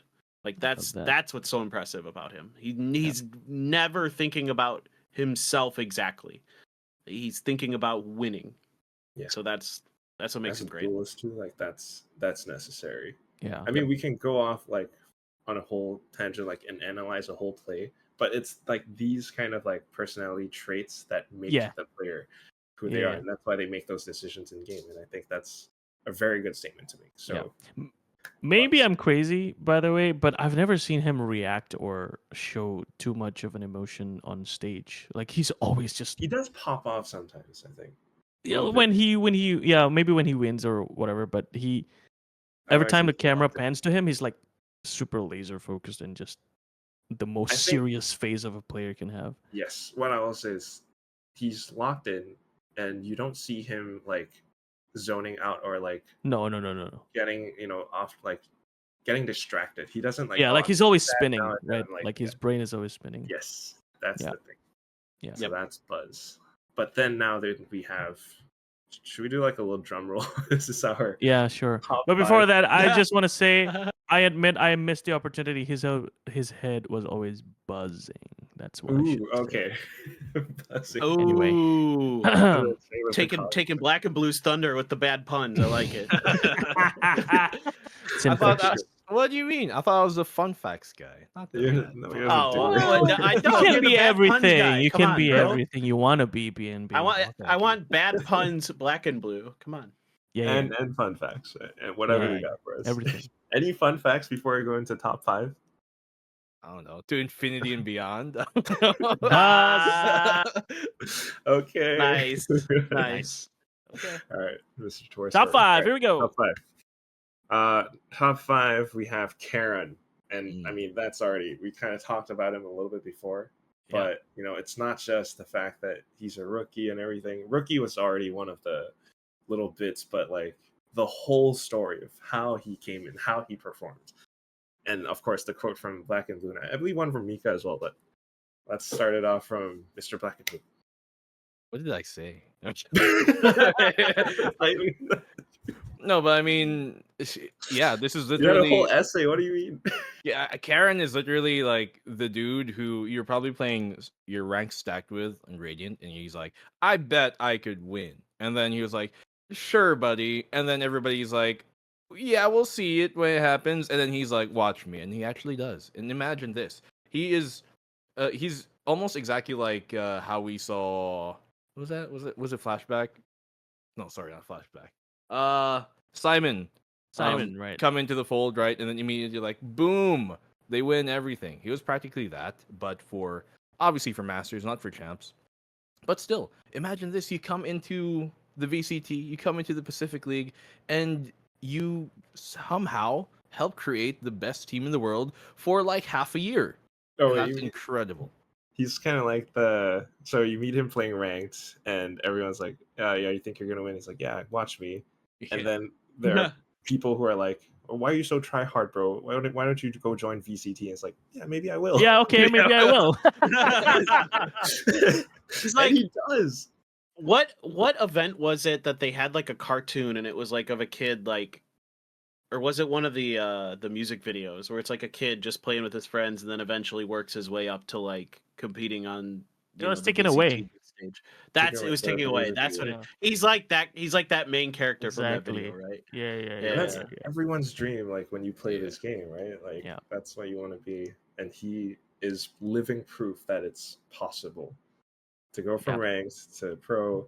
It's not very common. I think this is like top 1%, very like rare player that you are actually that good and you're also able to fit into the whole Jinggg system. But he does it so well, and it's like on the controller role. At some point, I was honestly thinking like, is this guy better than MaKo? And I was really seriously debating that in my mind. But he's that good, yeah. Like Clinton as that's well. what the Premier League was for, but he was so good he just skipped it. He just went straight to the VCT. He went straight to this. Right? Yeah. Ain't got time for that. Yeah, why not? Yeah. I mean, for me, he's just the rookie of the year in all of VCT, not just Pacific, not just Asia, Definitely. all of VCT, and it is not even close.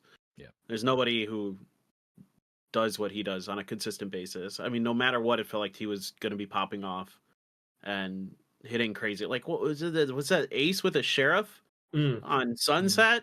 I think so. The fuck, man, that was bonkers, dude. That was absolutely bonkers, man. I mean, stuff like that. That's just like how, like, certainly he should get better. You would hope. What does that mean? Like, how good can he actually be? Right, this is just the beginning, right? Yeah, it's so hard. It's so hard to not see his trajectory be like this going up at this point. 100%. But again, just I think who he is as a person also adds on to a lot of it, because he's not like super egotistical or anything. He's there for the team. Like there's a reason why he was able to fit into Jingg's system so well, and that's a very rare sight to have. So it's really cool. Karon, straight from ranks, rookie of the year. Awesome. But we move forward onto another Jinggg player, top 4, which was already on socials, I believe, right? So it's Meteor now from Jinggg. Damn, Meteor. We have some really good quotes for this guy too. Something good quotes for Let's see. He was my best play. He was my number 1 pick. I love it. Really, my number 1. I think I think some people kind of weight these things a little bit differently. Like some people are going to vote based on if you won champions and like what does that mean? Right. But for me, it's like a snapshot of the entire year. So EDG, yes, wins champions, not taking that away from them. I don't blame people who vote for them higher because of that, like Hong Kong. Obviously, what Hong Kong did in the grand finals, outrageous. But for me, it's like EDG was kind of not great most of the year, to be honest. And so therefore, I have to look at a team that was consistently great throughout almost the entire year, except for champions. And in my mind, this is actually the best player on Jinggg last year. And so I had to rate him number 1. I just think he's too good at everything. There was duelist sentinel. Yeah, he is a duelist sentinel. Yeah. I mean, he's good at lurks. He's good at anchoring. He's good at flank control. I mean, there's nothing he isn't good at. He makes game-changing plays like he's waking up in the morning. You know, like he's eating breakfast. Like he's To me, he was the best player, and T1 with him and Buzz and Stax and Izu are going to be disgusting. I can't see how they're not just absolute. They should be competing for championships. Like they should be top 3 at least 1 or 2 international events. But anyway, Yeah, I like Meteor a lot. Yeah, all I'm gonna say is that every time Meteor is on screen, I will find myself a lot of times saying, "What the fuck did that? How the fuck did he do that?" Like there's a lot of that watching Meteor. That's what I'm gonna say. This coming from watching a player who plays Sentinels most of the time, and just popping off with the Sheriff. Like his Sheriff is a godlike performance almost God-tier all Sheriff. of the time. Like always. Oh, and Marshals, I believe. Yes. Yes. His That's why Marshal this one is was actually my favorite quote. Meteor with the Marshal. Meteor with the Marshal. The fact that the fact that Taiga is pointing this out is super cool. The second round plays that Meteor has, the value that he provides because of the Marshal, because of Sheriff plays, it's just so sick. And like the transition over from Duelist to Sentinel and still being able to pull that off is very impactful for the whole team. He's a big part of. Oh no, go ahead. Sorry, I was just gonna say. I think I know why I remember these things very vividly because we were the ones at the other end. Again, that's Paperthin was just getting destroyed by his Sheriff and Marshals. Yep. Well, I mean, the whole team is cracked with like the single tap weapons. Yeah. Right. Like Guardian, the Sheriff, like there's like 4 Sheriff gods on that team. Yes. Yeah. Yes. I think that's what's cool is like, because while we're talking about the whole team factor is, we know Texture is freaking amazing. We love him. We drool for him, but he's not always having the best day. There are some games where, let's be honest, Texture kind of has quiet moments, but that's where the rest of the team steps up, and that's why you have like Munchkin and Meteor, giving us those performances. That must be no. That must be so refreshing for Meteor. Like it's coming from Northception, where it felt like he had to do everything for that team. Right. Now he's got other people to rely on that he knows, like Texture, Munchkin, everybody else that can be like, okay, I can rely on these guys. They can do just as much work as I can, and I think that really let him come into the best Meteor we've seen so far. Yeah, and I always like to point this out, but Jinggg was like winning up until Champions. Like I think in stage 2 of Pacific, they won like 50% of their eco rounds, and it's because of players like Meteor that can do what they do with those Sheriffs and those guns like that. That is so freaking scary, and why they were destroying everybody. When you're winning eco rounds like that, like those are just momentum breakers, game changers, like economy shifters, like all those things. And so it's hard to overstate how good he was because he was that good. It does make me wonder, like statistically, does Jinggg have one of the highest 30 round win rates? Maybe, and if so, it definitely is impact from. Depends on how you quantify a thrifty, right? That's true. Because the way that doesn't always in Valorant, like in the game itself, like sometimes you're like, certainly that was a thrifty and it wasn't. And then you're like, but come on. But you don't get but if you look at like of the thrifty at the end. Yeah, exactly. I feel like Valorant's too stingy with thrifties. But the API guy to like code in a little. Yeah, but if you look at like the way that like VLR and other sites quantify a thrifty, like Jinggg is like just absolutely unbelievable. For sure. Economical value. But that's Meteor. And that brings us to drumroll, please. Drumroll. Yeah, I can't show my arse, so that's perfect. Thank you. Our top 3. First one is gonna be CHICHOO on number 3. Yes. You guys want to start us off? I mean, of course, EDG, the whole team just stepping up to another level, but CHICHOO is there, It's almost hard to talk about EDG because I had written them off before Champions. Like straight up, I'm not trying to be mean. I'm not trying to be mean because there's nothing that made me happier than see this team winning. Because there's like they're cool guys, like Kong in particular. Actually, one of the nicest dudes you're actually ever gonna meet behind the scenes. Super positive, super nice. Like will always take the time to talk to you if you come up to him. Like, just a really good kid. And but I after what we had seen throughout the entire year, especially at the internationals, you were just thinking, You know what I mean? Like I'm like I don't know. Maybe they get top 8. Like that's what I thought their ceiling was Initial coming into expectations, champions. yeah. Yeah, and they defied them. And I mean, CHICHOO's a huge part of that. He popped the heck off against Leviathan. He destroyed them almost single-handedly. I mean, and the way he plays Sentinels and also can shift into the double controller, which is a big part of why, and that would deserve its own podcast almost, why EDG was so good at champions was their double controller style. But like in all those roles, he was so good at champions. Like him and Kong were taking over games by themselves.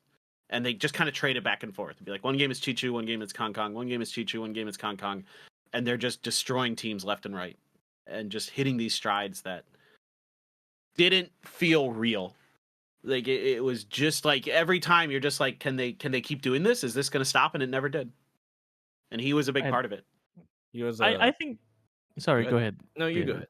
Okay, so I think it's just is the biggest compliment for a player to be able to say something like, "Oh, it's hard to talk about him. I don't know if there's anything for me to say about him because we just know that he's so good. He's just gonna be there like all the time."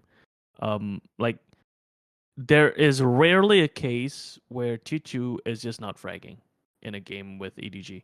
So I think consistency is his main strength, and CHICHOO being able to keep up with a lot of the other explosive players in the either region or the world or even in his team, I think that is deserving of a praise. And top 3 is nothing short of the minimum placement I think we can give CHICHOO, just because of how consistent and great he is in the team. Consistency. Yeah. I mean, the top 5 of our list right now is exactly how, spoiler alert, my votes went, like literally Okay. on paper. And so when I first looked at it, I was like, Wandy, did you just copy my answers by accident? But it was literally like, well, what's this top 5? This is what I put. But there's a reason why I put CHICHOO this high up on the list. And I remember, if we're going to go in anecdotes, I was watching the group stage game against Paper Rex when they eliminated Paper Rex. And then you expect it from Kang to do his Kang thing. But when CHICHOO was popping off, I remember catching myself saying like, who even are you, bro? Like who are you? Like I know you've been on EDG for a while, but who are you? What is this? Where is this coming from all of a sudden? Because you never expected from like a player who plays the role that he has. He's not necessarily expected to frag out like maybe a frontline innie or a duelist might, but then he still brings that to the table. And that's something that to do that against a team that's known for fragging out like Paper Rex, that's huge, first and foremost, but to just ride that wave all the way into champs. I know Paperthin brought up the fact that it is the 2024 awards, not the VCT Champion Best Player Award, so you have to quantify the entire season. But arguably, there's a lot of points being put into how much or how well they perform in champions, and that's why he's this high up for me. I have to say, I did not expect him to be this good during champions. And much like Paperthin, I also kind of wrote them off for champs, so I was happy to be proven wrong that I would have thought maybe on this list, Smoggy would be higher. I thought maybe it's a hot take that that CHICHOO is this high up on the list, but I feel vindicated to be exactly on the money that everybody agrees that CHICHOO deserves to be this high on the list. Nice. Top 3. Highest rated player for EDG at all of champions, by the way. CHICHOO. Yeah, for Nice. the overall champions. For the overall stats. rating. Yeah. Because you can kind of just go into the stats for every game they played at champions, and CHICHOO is just always top 1 or top 2. Yeah. He's always positive, like Always. almost every game. Yeah. Higher ratings for sure. Like sometimes Smoggy would come up and then he'd go down. Yeah. Kong would come up and would go down, but CHICHOO's like this, just constant throughout the event. And I think people still to this day underappreciate how hard it is to be able to perform that consistently.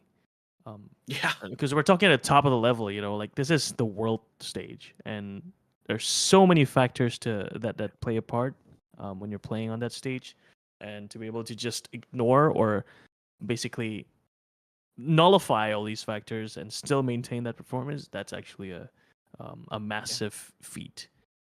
to be reliable for your team. Yeah. Definitely. Top 5 in level. KD at the event. I mean, he's crazy. Crazy. He's crazy. Nice one. All right. And Can I we guess shall who's number move- 1? Oh, I mean, we can Yes, see it on it's our screen. actually maybe tricky. Fun Not who fact. you'd expect, huh? Yeah, I'll give you that. It's maybe not who Okay. you would expect. I Mm. see. Well, number 2, as we can see on our screens, is it's I almost said texture. It's texture. Yeah, that's who he Quack. is. We know. It's texture. Yeah, that's who he is. too. You Otherwise you known can as admit it. texture. Yeah. Well, there you go. Texture. yeah, just somebody go because he's good. He's good There's at a lot to go. Yeah.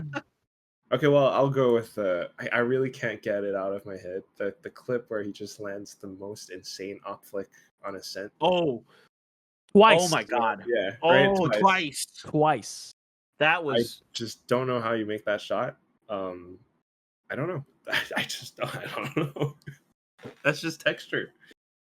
It's insane. you know I always knew he was good with the op, right? Because I've been casting texture for a long time. He's been in VCT Korea since basically day one, when he was on D+. And Damwon. yeah. And like the thing I always said about texture was that he was the most well-balanced duelist in Korea. Like in terms of like his skill level at everything that you kind of have in your arsenal as a duelist, you know, whether it be your entries, your kind of like ecos, your rifling, your opping, your space creation, your positioning, like all that stuff. He was like never like the best at any one of those categories. Like there was always one player, whether it be Buzz or Han or somebody like that I could pick out that I'd be like, this player's better at this one thing.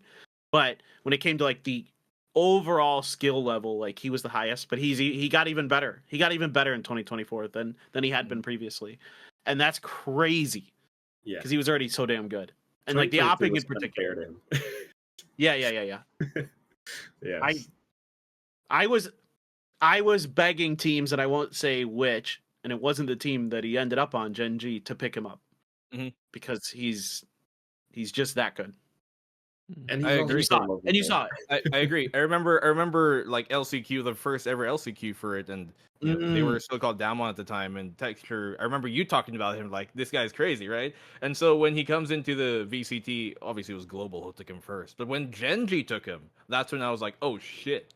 Like they got probably the best guy they could for that frontline role, because I haven't seen, even ever since from then, a Korean duelist as a whole perform that well. Not even Korean, just an APAC duelist, an Asian duelist performed that well. As you mentioned, maybe not a master of any of these per se, but kind of like a jack of all trades, but at a super high level at every single facet. That's huge, and not every player has that. Not only is he, you know, gifted mechanically, because many players are, but it's also his discipline that comes into the fold. You don't see him like sometimes where you look like a great duelist, but they overextend a bit too much. You don't say that often for texture, at least not as much as you might say for other great duelists.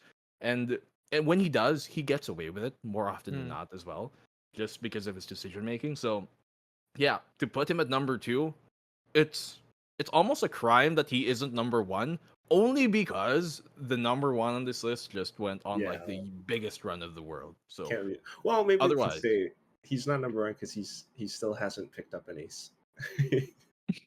Oh no! Really? No. He did end up getting the one. He did get the He one. did. But what was it? How many in a row was it? A sideshow figured it out Yeah. at Champions, and it was like 14 or 15 or something. Oh, he had like man. 14 or 15 4Ks where he had the opportunity to get the 5K and couldn't do it. Yeah. And it's always funny to watch his reaction on stage when he biffs it. But well, you know, Sleepy, and you would know what it feels like to be on the receiving end of some of Texture's plays as well. Dude, I mean, it's always so frustrating to see him. I remember very specifically one round on Lotus. The ace. Well, was that an ace? I don't know if it was an ace. Maybe it was a 4K. But it was us just jumping around and not worrying about the round because it was a 4v1. Yeah. And Texture was running out of time. It was literally like 15 seconds left. And I remember that. Yeah. He made all the right decisions that he could have made and landed all the shots he could have landed. And at that point, I was like, yeah, this guy's gonna fuck us up all the This is time. crazy. This guy. And he did. And that's how he showed up on the world stage as well. Obviously, kind of tapered away in the champions event, but overall this year, I think Texture is just a monster. Given the fact that last year he was kind of overshadowed, and maybe it was just the fact that he wasn't in the right environment, but give him the right team, give him the right teammates, maybe the comfort of home as well. That's what we get. And Texture, I just love the dude, man. He's so fucking funny, isn't he? Yeah. Like He's every hilarious. time there's a clip of Texture on Twitter, I'm just gonna watch it and enjoy the shit out of it because he's such an entertainer. He reminds me a lot of like caricatures of people on Korean comedy shows, but he's just like that. He's just like that. He is. Like that's all just the his time. personality. Yeah. I think He's You're funny. right. He's so funny. He's so He's funny, so man. yeah. there was he's- like one thing on SVL. I don't think it was caught much anywhere, but just from the casters booth, you could see him down there. I think it's like 1vx or something, and then Genji was the team with more players, and they were like maybe hunting, but then suddenly Texture got killed, and he got jump scared, so he just like Yeah. jumped on stage. I think I saw that. Something like that. And he would like vocalize the sound, like you're like ah. Yeah, And yeah. the fans just crack up about it. That's So always- Texture. that's Texture. Yeah, I guess he doesn't have to worry about his rest of his life, I guess, because I do hope we're gonna see him for a longer time now, still in Valorant. But even if he's not, I think we're still gonna see him a lot. he's on the older end is the thing. Yeah, that's true. I want to say he's That's 25 or 26. That's old. Like in mean, esports. in esports. Yeah. He's 25. Yeah, Okay. yeah. Yeah, So he's So- getting to that age where unfortunately he Senior might have player, to do yeah. military service. right. Oh. That's what it is. That's the Well, real- I Remember will we support were- him all the way through as he transitions into his Can we get comic Valorant in the career. Asia Games.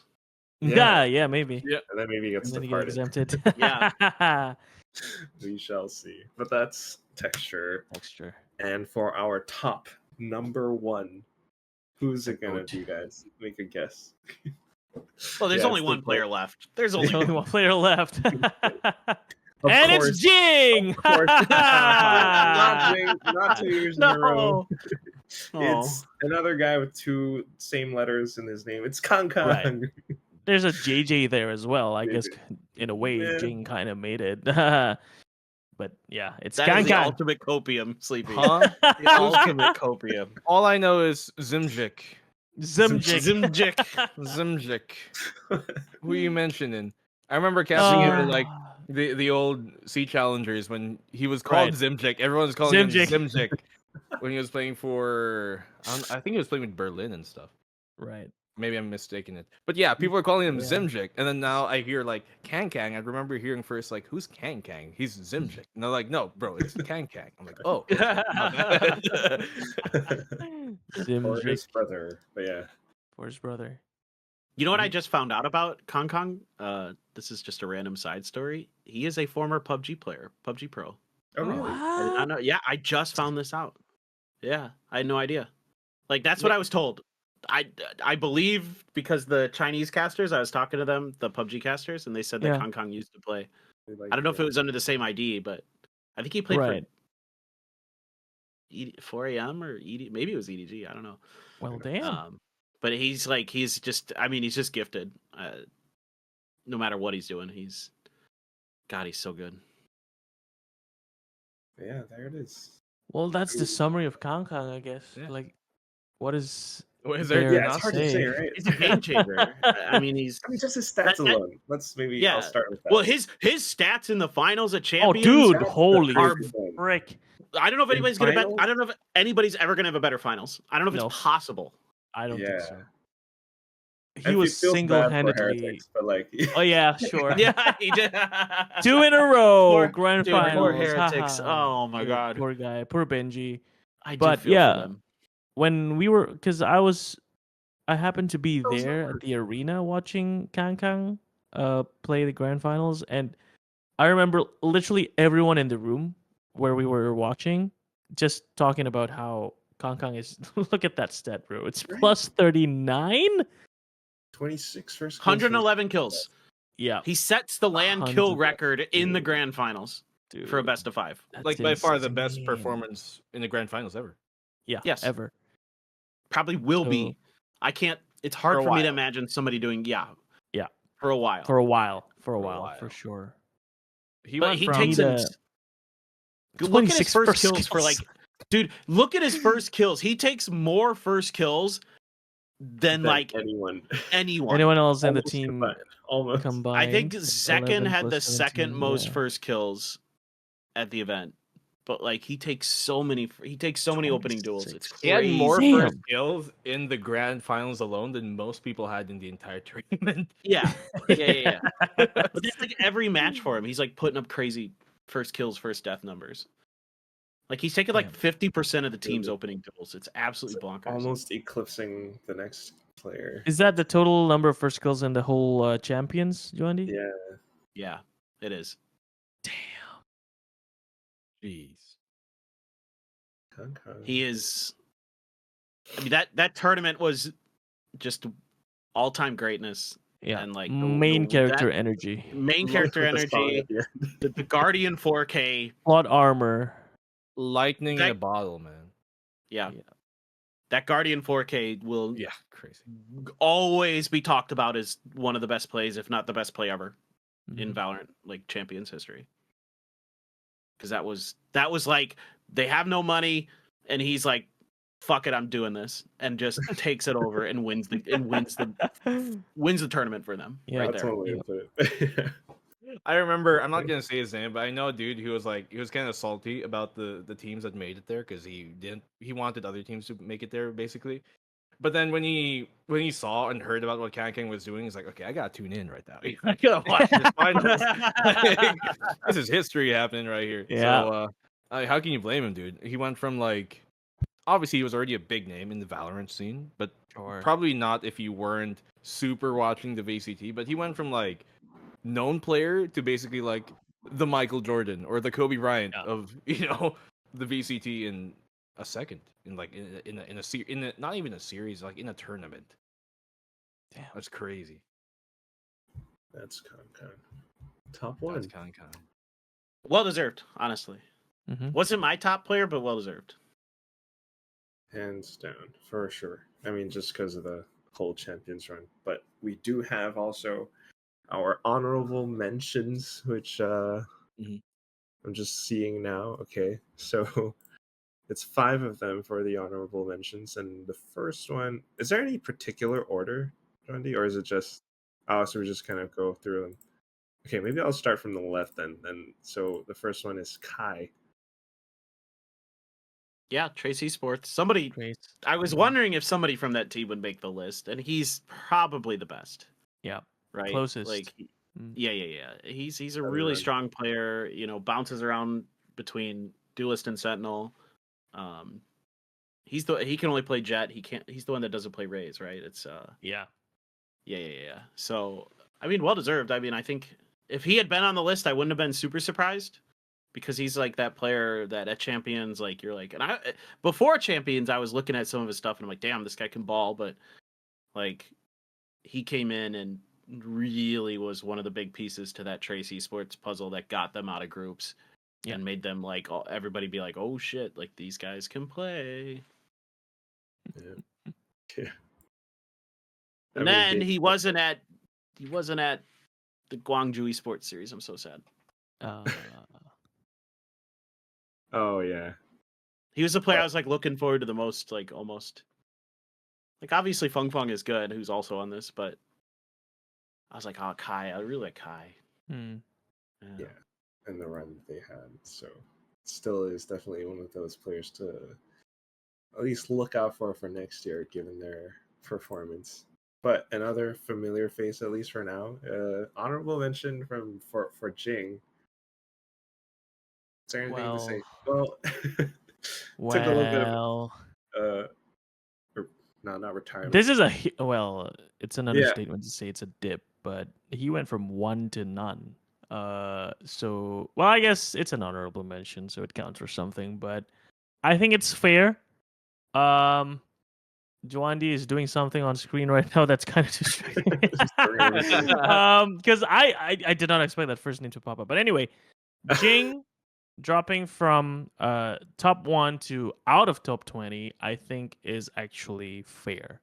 Because this 2024 season, I know a lot of people will be very unhappy about this, but I think it's fair because in 2024, the people watching Jinggg and PaperX were kind of living and riding the high they got from 2023 champions, where we had all these very emotional storyline and that fact that Jinggg was taking a step back from competitive, and then turn of events so happens that Jinggg made it back into the VCT, and we're all super excited and we're expecting great things, and then he just fell flat because he could not perform anywhere close to the level of showmanship that he had in 2023 until in the offseason we see him finally make the decision to kind of adapt a little bit. And for this ranking, it's a little too late.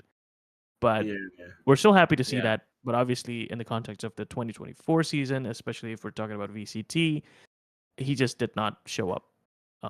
And people cannot fight that fact. No. Yeah. That is. But if he bounces back in 2025, oh boy, I'm very excited. I'm so ready. We'll be very ready. Yeah. It's looking good, but we shall see. Okay. Now. Yes, honorable mention. Next honorable mention is Autumn. Autumn. That's wow. a pretty lovely one. Yeah. Well deserved. Especially for well-deserved. the Australian fans. Yeah. Well, and a player who has to learn a new language to play on the team he's playing on. Right? Dude, it's but, such and a was struggle. good enough that they but they're like, put it this way, he's good enough that they're willing to put up with him not speaking or understanding Chinese that well. That they still wanted to play with him and keep him through the year. You know what I mean? Like, that says a lot about how good he's saying something. Yeah, that's great, awesome. He's probably picked up some words, like probably learned something. Like I don't know. I think we know what he knows. You can ask Quack. He saved a life by speaking Chinese. That's true. The hero. What is this? My hero. Okay. Okay. Next honorable mention. Honorable mention. He wasn't on the top list, but Lakia of Valorant. Why was he here? What a return, really. Kind of everybody's favorite 6-man for a while. Yeah. Because they were like, "Oh, get this guy some playing time," and then he did, and it happened to be the best team in the world for a bit. For a bit, not for the entire season, but for a bit. So what a return to grace, I think, for Lakia. He wasn't even on like the honorable mentions for the last few years ones. No. For him to get back here, obviously he's outshined by everybody else. He was in D+. He was playing in Ascension last year. Yes. Yeah. So his performances are like quite quiet, but he's still providing a lot of value for the team, especially in the initiator role that he has. And he gets like some crazy Bucky moments sometimes. Is he IGL? Is he the IGL? No, Munchkin. They originally were going to run him as IGL, but then it wasn't working, and so Munchkin took over. I see. And then now Munchkin is. which suits Munchkin. He is a very vocal person. The fragging IGL. So that's why. Is our honorable mention still definitely... Honestly, I think if it's not for the really not good champions that he had, he probably cracks the top 20. I think. But his champions was not it. And that sucks because he had a pretty solid year. It wasn't a great year, but it was a solid year. He had some great clutches. But the champions hurt him. Yes. That is why. But still honorable mention nonetheless. Which brings us to our final honorable mention. It's FengF. How do we want to talk about him? Again, Tracy Sports, like they surprised all of us. Yeah, the other edge of the Trace Esports sword. You know what I mean? You got Kai on one end, you got Feng Feng on the other with the Rays. He's a very solid player. I mean, he's popping off at Guangzhou, and like he can do some damage for sure. It's just, you know, curious about how that all shakes out for Trace next year. But he's him and Kai like kind of woke the world up a little bit. It's like it's not just EDG, it's not just FPX. Like there is some depth.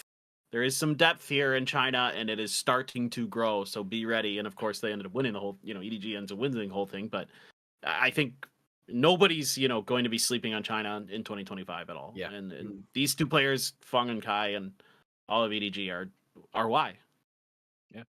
I think people started realizing that when Billy did her whole, thing against energy. And then now, especially with Trace doing it against Leviathan as well, people are like, okay, it's not just a one team region now. It's like there's a lot more to this than I think people are expecting. Yeah, for sure. Definitely a lot to look at. That's why we're paying special attention to China on YAP2ASIA. So far, that has been our list. All right, we are back after a little bit of a toilet break. So, continuing forward, in the interest of time, just a quick little mention for our top 5 Pacific game changers. Any of you guys want to have any mentions? I just think it's expected. Zipto good. Zipto good. Zipto really good. I'm a bit sad. I'm a bit sad that this is the last time we're going to see that Zipto team. Oh, yeah, that's true. Tara retired. Damn it. I'm hopeful for Zeta in the future. I hope like they can continue to build, like because they were really exciting to watch. But MaKo also retired though. Damn. Yeah. That's sad. But I mean, just so much personality was shown from Suzu. Suzu's got that personality. I loved it. The neon, Akko. Yeah. And of course, I mean, Gone punch. I love that. Konnichiwa. Yeah. The whole Game Changers needs to continue growing so we can see more of it. But yes, I agree. 100%. I agree. There was some great like behind the scenes and content stuff that came out throughout the entire event. Oh yeah. Yes. This came out too. Yeah. They did much better. Yeah, for sure. The whole like suspect is blah blah blah thing. That was so funny. I love that. Was so funny. And then we of course had Spotlight, but yeah, it's always great to see a lot of these players. But moving forward, we do have Pacific Challengers top 5 as well. And I mean this one, I think Andy, Sleepy, you have a little bit to share too. But I mean it's obviously it's a bit of a fun turnout that Boom is now part of Pacific alongside what was their team name? SPG, Sinprisa Gaming. Yeah, and Sinprisa good, right? I mean, we obviously know they dominated the whole Challengers Ascension this year, and Persia, Persia, I would agree that he would have to be number 1 because he's just way more consistent. And Dambi, no hate, but Neon One Trick, it's gonna be a bit of a effect now that Neon is kind of nerfed, but I have confidence that Dambi can adjust to that, and SPG, or I guess now we should call them Nongshim Red Force. Nongshim Red Force. So Dambi, I think, will still perform well despite the Neon nerfs. Francis obviously was also a force to be reckoned with. I'm surprised that NC Slasher is actually above Famous because Famous was the popper at Challengers, but I guess NC Slasher just kind of provided that staple and stability to Boom. And yeah, Challengers, I think very exciting to see Boom and SPG in the Pacific season, which is only like a few weeks away, guys, which is crazy. Yeah. Also, like, fun little, I think maybe blackenBlue can add on a little bit. The fact that, like, Challengers next year, the Academy teams, everything coming in together as well. And also from, like, SVL, the Challengers teams actually, like, took down NRG teams like that once or twice. Always fun to see and notice. So definitely a lot of potential there as well. I mean, anything to add for the Academy teams, Nico? I'm just curious to see how they'll kind of stack up to the other, Challenger teams, because obviously some of the players there kind of came from either Premier teams or maybe even Challenger teams. So yeah, how exactly Big Org B team will stack up against Medium Org main team for Challenger League is going to be an interesting kind of. Mm-hmm. I feel like there's lots of storylines that could be there, Yes. especially like interregion wise. You know. That's we have to still, definitely want to keep our eyes on tier 2 and challengers for next year. And otherwise, just good noodles also, Dangshim. And Indomie. I Yeah. love that. Moving forward, this is where I guess another big part of the whole episode will go to. It's the tier list that we want to do, and we're getting creative with things. We're not calling it, S, A, B, C, and D tier. We're giving it our own little spin on it here on YAP2ASIA. We have could win champs, good potential to win VCT Pacific, and then possible playoffs or dark horses, and the final one would just be question marks. question mark. Yeah.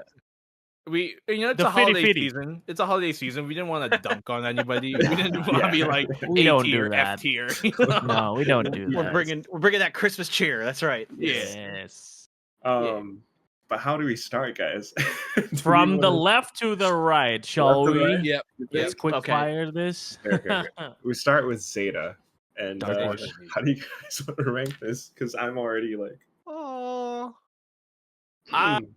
I think dark horse. Same. Does anybody else feel like they've shown us anything in the offseason that they're playoff contenders yet? I mean, they're one of the few teams that's beating DFM. True. True. I don't know what that means, but Yeah. they got absolutely blasted by Fnatic at Rage. That's why I'm between dark horse and question mark. I am. Oh, wow. Question I mark. don't know. Not gonna lie. Your question mark? I am Question mark, question mark huh? about. Wait, this. okay. So what? Jwandi's got to be the tiebreaker then. We're Yeah, 2-2. we're going by votes now. Okay. Yeah. Yeah. Now you got to think. I'm leaning more towards question marks. I think they haven't Ah, seen okay. fighting. Okay. Yeah. Okay. Okay. That's okay. fair. Okay. That's fair. I get that. I mean, they haven't looked great in the offseason, to be honest. No. I was much more hopeful for this team than Yeah. what they've shown so far. I thought they'd be Yeah. better than they are. I'm very No, curious. at the start of the year, I think we still had some hope for Zeta. Yeah. Riding off of last year's relatively okay performance, but this year it was a bit tough for Zeta. So yeah, they're gonna have to do a lot of proving Yes. next year. Yeah. I'm still Rest in going peace. to remain hopeful, but otherwise question mark for now. Okay. Question mark. Next Okay. one's gonna I be miss cool. Laz. I'm gonna miss Laz so much. Yeah, For sure, we all We'll are join gonna his miss him. watch party sometime. Yeah. New teams are always hard to quantify. You know. I need to Yeah. frickin' Benkyo Shimasu. I need to study. All right. Next one. Boom. Where do we was Ascension a miracle run? Was that the one Yeah. time they're gonna It literally is a miracle for Boom, though. It is. because great to get into Pacific? they weren't but supposed to be here, where do we place them? but they did give SPG a good fight, and SPG I- did roll the other teams. But so- to me, okay, so here's my question about that whole finals, right? How much of that finals is SPG kind of crumbling a bit under the pressure of the situation versus Boom having that home crowd buff, all Yeah. that stuff? Where is that actual balance and how good they are? Because over the course of this year, it's going to be very different situations that they're finding themselves in.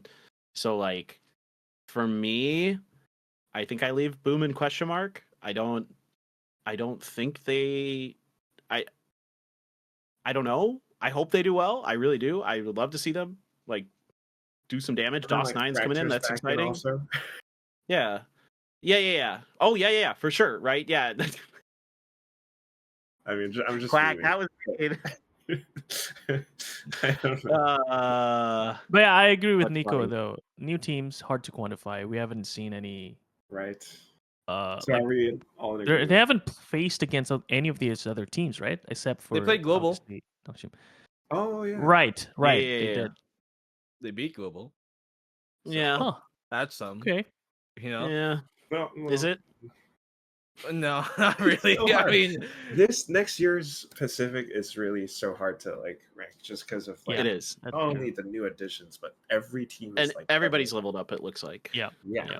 So, But I would leave Boom still in question mark. I think because Really? Yeah. It's just hard to Yeah. quantify. It It's almost just hard feels to like there quantify. should be a tier between question mark and dark horse. You know, it's yeah. like there's so many. What do we call it? There's so many question marks. I'm not sure. Let me think. I don't know Yeah, what to maybe call there's it if two we at had it, one. I wouldn't know what to. I This is wouldn't know what becoming to. an ineffective tier list if everyone's just in question mark. Like, what's the whole point? We're It's so kinda like indecisive. Everything. Kind of like a so-so team, you know. Middle You of can the just add a pack. row. Yeah, add a row And below. row below. Row below, What do Joandy. we call it though? I mean, he can rename Okay, it. there you go. Yeah, that's There true. you go. Uh, That's good. That's good. We can just rename it now. yeah. So tier. Promising. Promising. Like, yeah. Glimpses of hope. There's hope. Yeah. There is hope. Maybe that's S stands for hopium? hope. The hopium The tier. hopium. Like, Hopium. I like that. What Hopium is is good. happening about tier list? Okay, this works. Okay, Whoa. now can Zeta be a dark horse? Can we move? I think them so. up? I think so. Yes. I think Zeta can move to Dark Horse. Oh my god. Should Dark yes. Horse be above Hopium or the other way around? You know what? I think it should you're be the right. other way around. Yeah. That's So let's the other way hopium. Let's hopium Zeta. Let's Hopium Yeah. Zeta. Yeah. Okay. Yeah. Okay. Yeah. I like that. Hopium Zeta Okay, makes sense. Hopium I need Zeta. I need Question to mark. see Question I need mark to see boom. depth at another international. Yeah. That's all. Question Yeah, mark me too. boom. Question Moving mark. on. Question mark boom. EFM is definitely a dark horse. Right. Really? They look I good in might the put him in offseason. playoff contender. I might put him in playoff Already? contender. I'm gonna go Really? crazy. So I'm good. gonna They're go too. crazy, They've man. been. I know it's hard, but they were too good at the international event that mirrors the most how VCT plays out, right? At mean the Asian Chengdu, right? Invitational. Oh, wait. Yeah, Chengdu. Chengdu. Yeah. The Asian Invitational. You're right. They you're right. were the second best team at that event, right? And they, until the finals, were the best team at that event. So that's the only reason that's my argument for playoff contenders. I'm happy to put them wherever, but What I'll about not like question mark. considering the rest of the teams that we have in Pacific, Clinton? Like, do you still put them in playoffs? Because you gotta consider coming. Like, Maybe you still not. gotta compare Well, them with like, Talon or Q. I think I'd be pretty shocked if they don't make at least one playoff. So I'll put it that way. Out of the three Okay. that we're gonna have, right? Like Okay. I think they will probably make at least one, Everyone I think. agrees. unless that thing just crumbles for some reason. But I almost feel Wow. like there should now be a copium tier. no more. No. We can't No. anymore. No. We are not adding We're more good, we're good. rows, Nico. This is But- just gonna be Okay. us adding rows every. So- I every- think that puts it into hopium for me Okay. So because we're Okay. hoping for the best. Okay. Can we split the difference and dark horse them? I think Dark think Horse yes. could be. Okay. Okay. Yeah, I do mean, my that. argument for that is because I want to believe in Meiy. And Yeah. we did see that, Chengdu performance of DFM beating a lot of the other teams that, like you said, mirrors a VCT Pacific event. But that was one event, unfortunately, and we haven't really seen how they play against all these other teams in the region, right? So Right. I would. But I will still, say, like, there were Yeah. massively encouraging signs. Like, yes, for Akame sure, can frag. for sure. Akame can frag. Yeah. And Art does a great job calling. Like, I was really impressed Yeah. with the way they mid Same, round and same. yeah. So that's where I'm So, above yeah. Hopium for them. I think they've, to me, For should sure. be good ish. Clinton has always been, Above one of the Hopium. loudest supporters for. I the am Japanese I am the scene, so yes, Japanese, the Japanese Hopium. I can see why. Very nice. And it Very does nice. look good, but we shall split the difference for now. We'll keep them in Dark Horse, guys. Okay. We'll move forward. This one is kind of tricky. I mean, in my opinion, at least. But what do you guys think? Jinggg, Koei champs, VCT Playoff Pacific, Playoff contenders minimum, for sure, minimum. But I think could win. Could win VCT Pacific. what about Could champs? win Pacific. What about I don't know about champs? champs. I don't know. Right? About I don't think they have it for champs. I don't think they have enough firepower. The thing is, they took a lot of their players, man. Who got taken away from Jinggg again? Meteor. Meteor. Munchkin, Karon. Wait, Munchkin is sure, still there. Well, Meteor and Lakia, but yeah. So you still have Foxy Munchkin, Nine's in Karon, there. Texture. Foxy Nine's in though. So Foxy 9 and Yo Man. I mean, they champs. Man. Yo, man. Gilman has been a little bit, quiet. he's yeah, he's good, but he's also meant to be an IGL. right? Like that's his natural habitat. Because setting up for the potential next one if Munchkin does depart. Right. If you go to a zoo and Yo Man's in the zoo, like on his little placard next to him, it says IGL. You know what I mean? Okay, Like, it okay. doesn't say- Can they win champs is the question, right? I would love to see it. It sounds like it's a resounding, not so likely yet. I'm not we're sold. hopeful for it, but otherwise Yeah. for now it's okay. Playoffs. Then we I shall guess we for me. can settle for this. could win Okay. VCT. And that makes sense to me too. DRX then would feel be in a DRX. similar position, I would say. I'd put Yeah. DRX lower. Not gonna lie. Yeah, I think playoff contender. Okay, yeah, contenders. yeah. Really? Okay. Yeah. Not even Quack, what do you think?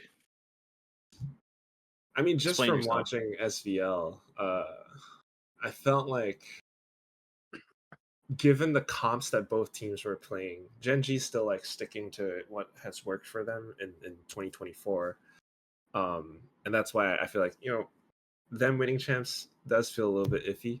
But otherwise, they're still a very capable team because like they're just that good. A lot of the players on them are still up there. But for DRX, they're the ones like.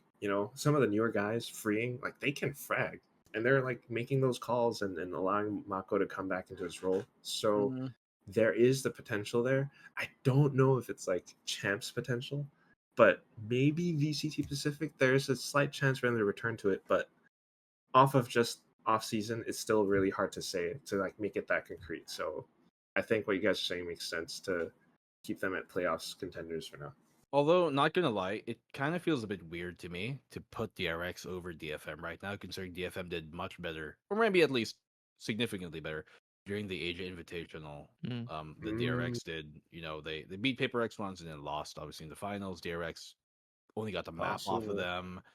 It's off season, so hard to really quantify. But all right, so we're cutting out some bits, but also leaving the tier list where it is. So right now, DRX will be placed in for playoffs contenders. Moving forward, global esports, guys. This one's also kind of interesting to think about. could win champs. Okay. Shut up. I knew it. I knew it. That's very hopeful. I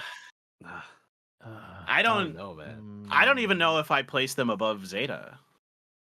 Like Me neither. I think it's. I feel like the highest they are right now is Hopium, but under Zeta, like on the right, not on the left. that would be the highest. That would be Right. the highest. I might put them in question above Boom. But Above Boom. yeah, but not by much. I mean, just Hmm. but I don't know. I mean, you're right. Yeah, they did lose to them in that event that GE put Does on. Spotlight count? Because they placed second. Yeah, they were pretty fun to watch. They in look pretty Spotlight. good. And Not that's gonna lie. yes, I Yeah. really love watching Crystal. Okay, well, all right. You know what? Maybe based on that, we can hopium them. Yeah, we can hopium them, It's like but very below much Zeta. between, so like we split the difference, but otherwise somewhere in around between hopium and question mark. That's Yeah. where we'll just. I leave mean, it. there's good players on that team. I like the coaching staff. Yeah. I like Juvenile and Elevated. I think they can do a good job. I think yes. I don't. It seems like it's just these mix and match situations for global. There's no stability. There's no foundations at the bottom of everything. So it's like every year they're having to like tear their whole. Yeah, it's Yeah. rebuilt every Yeah. time. Which So- is That's the not only reason I'm more concerned. right. Yeah. Yeah. I And you're think playing that's against fair. teams who have been together for a long time. So we'll stick Yeah. them here. A little bit of hope Okay. just because we like the players and the staff there. But we'll see how it goes. They need a little bit more time to really shine. So for now, that's where they are. The next team though, Nongshim. Where do you guys want to put this one? Post Neon Nerf. Contenders for Hmm. me. Playoffs I mean, contenders? I think they're better than Zeta right True. now. Well, Probably. I don't know if they're better than DFM, but they're probably better than Zeta. I think they're freaking insane, but yes. I'd put I them don't dark know. horses. I'm I not think like dark horses- super. Okay, wait. Make your case, Sleepy. Why playoffs? I just feel like they're. Now that you mention no it, neon. I think they might be neck to. Yeah. Yeah, no neon. See, The no this neon is was this is the what big this one. is why I wasn't so excited, but maybe they're neck to neck to DFM. Like it's not It's a like clear very close between. Yeah, very like, close to somewhere between DFM. Playoffs and Dark Horse. Might be below DFM though, so I would agree to put them on Dark Horse. Yeah. I'm a Just bit from worried the fact that Neon Yes. is just not there We'll anymore. have to see. But otherwise, they were still, even then, like without Danby, like Persia was still sick. Francis was still For sick. sure, for sure. So yeah. Dark Horse for now. All in agreement. Okay. Yeah. And I have also no their idea new what they're team. going to look like on Yeah. new team. Yeah, exactly. With the map changes, like Yeah. very different maps going to be coming in, Yeah, especially yeah. Fracture. Like that's a huge wild card map. Mm-hmm. True. So All right. The next one though. Oh God. T1 guys. where do we rank? Yeah, wait, Paper you're X. skipping one. You're skipping. Are you one. putting Oh, yeah. Paper X in question mark? Quack? Yeah, you just leaving No, it in no, question mark, sorry. Quack? My He's my excited eyes. for You've went to betrayed. the red. You've betrayed Singapore. I see how I'll never return is. now. Okay. Paper X. You're banned. Sorry. Excuse me. Forgive me. Paper X. Where do we put Paper X? To me, this should be could win champs. I'm gonna be Yeah? honest. Oh, really? This is probably about the best map pool you're gonna get for That Paper is X right true, now. though. So I think you could be Fracture, like let's say it's champs or an international event, Or Masters. right? Yes. Is This Haven is out? the Is Haven No. out of the pool? no, No, That's no. one of no. Ascent It's is out, Ascent is out and and Sunset. Sunset I'm is only out. worried, even though they have other good maps, I'm only worried that Haven is there, and that's been one of their permaban, so they have Yeah, to waste yeah. the permaban on Haven. Yeah, but nobody's gonna want to play him on Fracture or Pearl. Yeah. Their Lotus Right. is fine. Lotus is fine. And the team's improving. Their split is usually really good. Yeah. Mhm. They did what win else? 2 off-season events. Yes, that's but fine. Yeah. I don't know if I want to put them at Code Win champs. Are we jinxing them? I'm trying my hardest right now. Opium. Yes, only. Let's just put them in question mark. You know what? You were right all along, Quack. Yeah. No, but my vote is could win personally- champs. Okay. Personally, I would put them could win VCT Pacific just because Yeah. this That's is me a new too. transition. Like with their changes with Jingg's, agent pool. I don't know if that's gonna stick around. It did kind of work at Chengdu. But there's still a lot to figure out. And I just hope this Bro, he could play at least Raze on get- like every map but Haven. that He's is true. fine. That is true. It's But, fine. uh, And on Pearl he plays Phoenix, so he's fine. That's true. And I think That's I think they should be ahead of Gen G, right? They should be ahead okay, of Gen G. yeah, I think. maybe yeah. could win VCT Pacific, but ahead of Genji. Yeah. I'm curious though for Black and Blue because earlier you said that you have like 1 or 2 teams that you would put at could win champs. Where do you put Paper X, Nico? Paper X would have been one of them, but they aren't my one definitive answer. Okay, so leave Paper X here because I'm also very, very hopeful, but Very hopeful. don't but- know. Still want to see more. They're definitely still growing. They're showing And- more discipline now, and I think that's really cool. And I don't want to jinx it, so Yeah, that's really true. thanks for playing along, guys. Let's just Question. anti-jinx them right now. They're gonna be trash. They're gonna Yeah, man. Below question mark if Below possible. question mark. Dot not dot. gonna win a single game. Okay. Anyway, well, easy answer for this one, right? Okay. Now I'm Yes. very curious which one is the team that Black and Blue would put at could win champs. But Team Secret. is it of this course. one? The bias. Team Secret. T1. Easy. Where do we rank T1. T1, guys? Could win Could champ. win champs. Could win Yep, champ. they were my two. Straight up. Straight up to the top. Straight up. Yep. They Okay. should be, I think, the best team in On Pacific this year. paper, yes. Reasons why. Imagine if they just suck the whole year and we just No. so hard, bro. No. no. But That's why we're gonna do No. an updated one. But it's impossible. people. we have to do it, You yeah. can't- yeah, it's not possible. It's not But possible. why would we put T1 at could win champs for now, guys?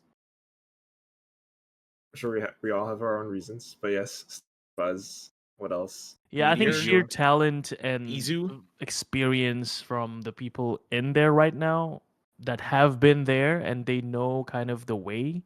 And so a mix, like a hodgepodge of that experience and sharing of thoughts and skills. I think right now they look the best to kind of have a chance at that. So Very Yeah. very good art. Very good reasons for I that. I Also, can't. Yeah, I just can't see this team not doing Not well making it. because yeah, just on pure, it's kind of like how I felt about Jinggg at the beginning of last year Mhm. when no one listened to me. That I was like, this team's really effing good. Go back and watch some of the VODs from some of the other podcasts I was on. I feel that same way about T1. There's just too much firepower on this team. Yeah. Like, unless there's a complete mental breakdown on this team, like, unless they completely crumble mentally or their coaches just stick their head in the sand for yeah. the entire year, this team should be, like, making playoffs of every international event. Like, they Yeah. should be. Let's just say they have a lot of win con, and going for them. So it's kind of hard to mess it up. Obviously, there's no saying, there's no way of saying whether they are gonna mess it up or not. But theoretically, yeah, they theoretically, if they do everything right, it doesn't have to be spectacular in any way. But I think they can win champs just being them. Dude, Izu is looking so good, by the way. Yeah, Like, yeah. oh my god. It's such a dream Anyway. team, you know. It Not is. even just the players. Like you still have dream team. Autumn there. Yep. Once again. Yep. So This is the T1 that Valorant was promised, and they also got their logo in Squid Game now. So that's What? we got from- The they got real their logo dream. in Squid Game. The Did real they? dream came true. I think Did it was they? like For Joe one Marsh. little- Yeah, they did. See. It did. It did. I saw the screenshot. like in I don't know if season somebody Great. photoshopped it, but in season 2, apparently. Oh, Yeah. yeah. Nice. Joe Okay. Marsh's dream came true. Yeah, everything's Next never wanted. team, Talon. Okay. Where do we put Talon? This one, like it's Can like we put up him and in down. question mark? Because I have no idea. Like, not because I think they're not good, but I don't know. Perpy's still sick, but yeah. Primmy is still Primmy. He is him. He is him. He is him. It is actually. him. I'm like Actually. hovering around Dark Horse. They were maybe- so uninspiring in the offseason. Yeah. I don't know how to feel. They about lost to this team. Myth, man. Yeah. Not to, Myth and were I'm not sick, saying though. I'm not trying to be mean to Myth. They're a good team, but they lost to a tier 2 team. And that has to be said. That is a thing. Not to look down on either team, but you know. No, they no, did no, no. lose. It's just the objective truth of what They did happened. lose. Yes, that is very true. But Will it hopium? they shock the crap out of us every time. Yeah. Find Yeah, ways I to want to lose. be hopium with Hopium? Talon. I think Primmy 'Cause is if not- Hopium a above strong Zeta. argument. I don't know. Definitely fun to I watch. feel like Yeah, this Primmy team by is like himself. this team is like at least for this past year they've been like once we've beaten Team Secret we're happy. You know, that's like it feels like every time that's how far they get. They get to like 5th, 4th place, which is around where right after Secret, and then they're like, okay, they don't make anything else after that. So it's hard to quantify, man. Primmy's good. I have a take on this, but it's kind of hot, so I want to save it for later, even though I didn't Okay, write it down. Okay. But like, Fair. Okay, I think But we for the gotta tier place them list- somewhere there. guys. for the Hopium tier above. list, Dark Horse Hopium or above Hopium? Zeta? Or- I put them Hopium at Hopium. worst. Above at Zeta makes sense. I feel. Dark What do you Horse guys at think? best, because they do make like 4th relatively consistently. Mhm. 4th, 5th. Like, here's the thing: they're keeping the same team. They should be better than everybody but the playoff contenders and above. But I don't know why. Why am I like this right now? Hesitating. Yeah. You know what I mean? Yeah. I think that's a bit of a gut feeling that's saying that we do kind of stick them I don't know. This team a almost little feels bit like between Noxim and Zeta. it almost feels like it should be better. They should be better than they currently are doing, and yet it still Mhm. feels like sometimes they're overperforming compared to what you expect. So I don't know. To me, Hopium at worst, Dark Horse at super best. I feel Hopium above Zeta for now. Yeah. Yeah. I would I agree. think above Zeta. Yeah. Okay. As much as it pains me to say. No, We shall see. Maybe I share Zeta that actually- sentiment though, Clint. Like Talon feels like a team that could do so much better. They should be. but- I should be Yeah. easily putting them in playoff contenders, right? Yeah. But We're just not seeing it yet. we need a so- bit of convincing, Mr. Talon Man. Yeah. Yeah. Mr. so yeah. Talon Man. We'll It is see. what it is. We're gonna Let's go, update this Cruz, anyway, come on. hopefully. Let's see You where gotta walk, Permy you bears. gotta walk the talk. But there it is. Then now this TS. is the TS Team Secret. No changes in offseason. They just got rid of Dummy. Well, I shouldn't say got rid. That Dev sounds so mean. Envy. But you know, Uh, Dummy left. Dummy's gone. I don't know how to feel about this team. What do you guys think? I think it's a question mark for me Yeah, for TS. Black and Blue. You're nodding. Really? Well, I guess now it's time to announce my. No, I'm kidding. We'll just put them somewhere for now. The new You head don't have coach, to like you got a make team a secret hat waiting. You're just like, ah. I The see how new it is. head biased caster. I don't know, man. I think question mark is fair. Hopium is the best you can hope for this team. We never really, even with the old team, like with Dubstep and all, you never really saw like, oh, they're great. They're like good every now and then, but They I think were the young- dark horses back then. I think yeah, Yeah, at best. They That was beat at Paper best. X. Like for one They of the games. did. Oh, They so, did, but They it's are like kryptonite, so I it was guess only Paper Rex, you know, and nobody else. I What do you think But Hopium. Clinton. Yeah, hopium. I think They always Hopium surprise me. They always Above- find ways. Yeah, above Oh, that's global, true, though. less than Zeta. less than yeah. Zeta. This- I don't know though. I could be.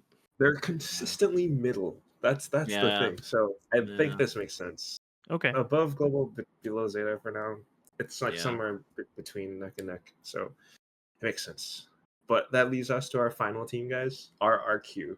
Playoff This contenders. one is yes. That's so quick. Ooh, What do you guys think? Because I'm kind of with they should be, Yes. but I Playoffs can't contenders? get over this weird gut feeling I have that they What is it? keep kind of fumbling, like at the last minute. You know, like Right. they're like that team that like. I'm trying to think of a good reference. I was gonna make an American football reference, and I'm like, nobody watching this show would forget that. Thanks. Like it's like you've got a great setup. You're going on a soccer field, right, or football, and Quarterback. you've got the ball. Like yeah, whatever, however you want to think about it. Like, and then the ball's going towards the goal, towards the net. The goalkeeper's like on his own. He's on an island. There's no hope, and they somehow just miss the goal. You know, kick the ball just to the left or to the right. It And does. my concern is like,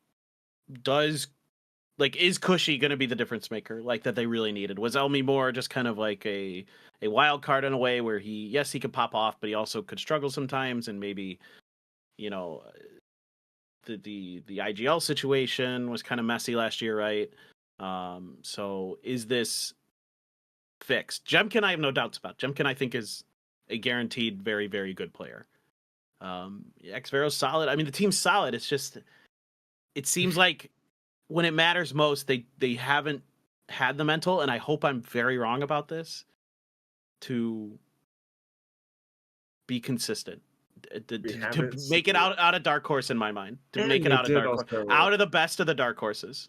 Yeah, they also did lose to DFM in the Radiant Asia Invitational. Yep. So maybe playoffs contenders does feel a bit high. We Okay. had a little bit of input from Sleepy as well as Paperthin now. What about you, Black and Blue?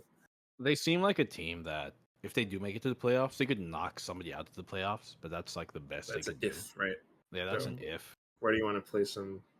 I don't know. I feel like they're like, I'm not sure how I'd rank them even versus Talon, but I think Dark Horse, like the last team on the Dark Horse, is probably fair.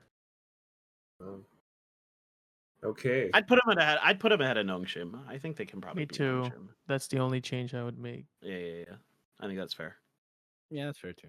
Okay. It's starting to look like power rankings. We have our full list for now. Or boom. VCT Pacific. We're gonna Oh, be boom. so wrong. We're gonna be Didn't we so kinda like wrong.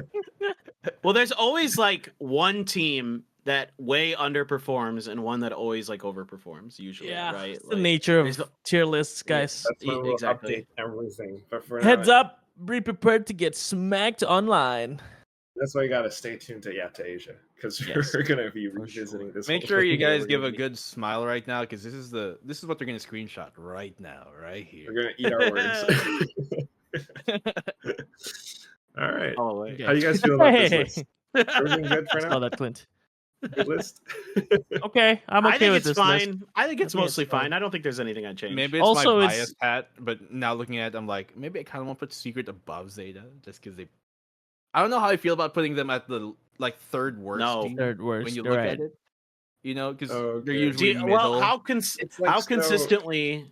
What do you think? Like, okay, let's put it this way: what do you think their percentage chances are against Zeta Division and Talon, like beating those two teams?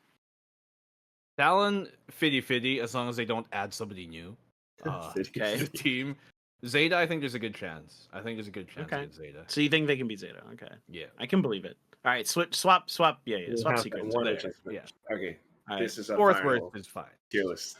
There it is. All right, screenshots, everyone. Screenshots. All right, there it is. There we have it. Those are our tier lists. And then we have our final segment. Just a way to spice things up for 2025. Oh, damn. Bloody made Oh, a damn, here we very go. prolific, Oh, very this is what I've been looking forward to. all day. luxurious slides for us. We don't know what this is, so we're just reacting to everything. And we might all catch some hands once this whole thing is done. So I love this as a PowerPoint. I love this. This is Yes. like This is We go have to Juandi. animations Thank you. next slide. We shall see. yeah. There Okay. you go. There it is. Wow. That is it. That is mine. DFM will qualify for a Masters or Champions. Wow. That's You know That's what? a As good much hot as take. this I'm is a sold. hot take, which I think it is, Clint, I want to get behind it too. You know what I'm saying? Yeah, Like, I can't fight it, even though it is a hot take. So it's a hot take. That Look we at their can all dance kind of moves. yeah, dude. Everyone's like starting to feel a bit more comfortable in Pacific, and they're like, uh-huh. starting to frag out a bit more. Off season looking good. Possible. It's possible. Yep, for sure. Any reactions, Black and Blue? I don't know. It is a hot take. Okay. It's not We that started hot. things a little bit hot. Yeah, This is, just like, a bit mild- Yeah. lukewarm, right? Okay. Okay. I know, because like Next slide, what next slide. there's 3 slots, bro. Wait, okay. I have a question though. Juandi, did two, you three, rank 4. the hot takes? I don't think you did. Did you rank the hot takes like, oh, this is the least hot, and then we'll get hotter as we go? Oh, okay. All right. Just put them in. We'll see. We'll see. Okay. We'll see. We'll see. All right. Next slide. Oh, I'm gonna get killed. I'm never visiting Tondo. Yeah, Team Secret, unless they like really change something or improve a lot, I feel like they're gonna stay in the middle.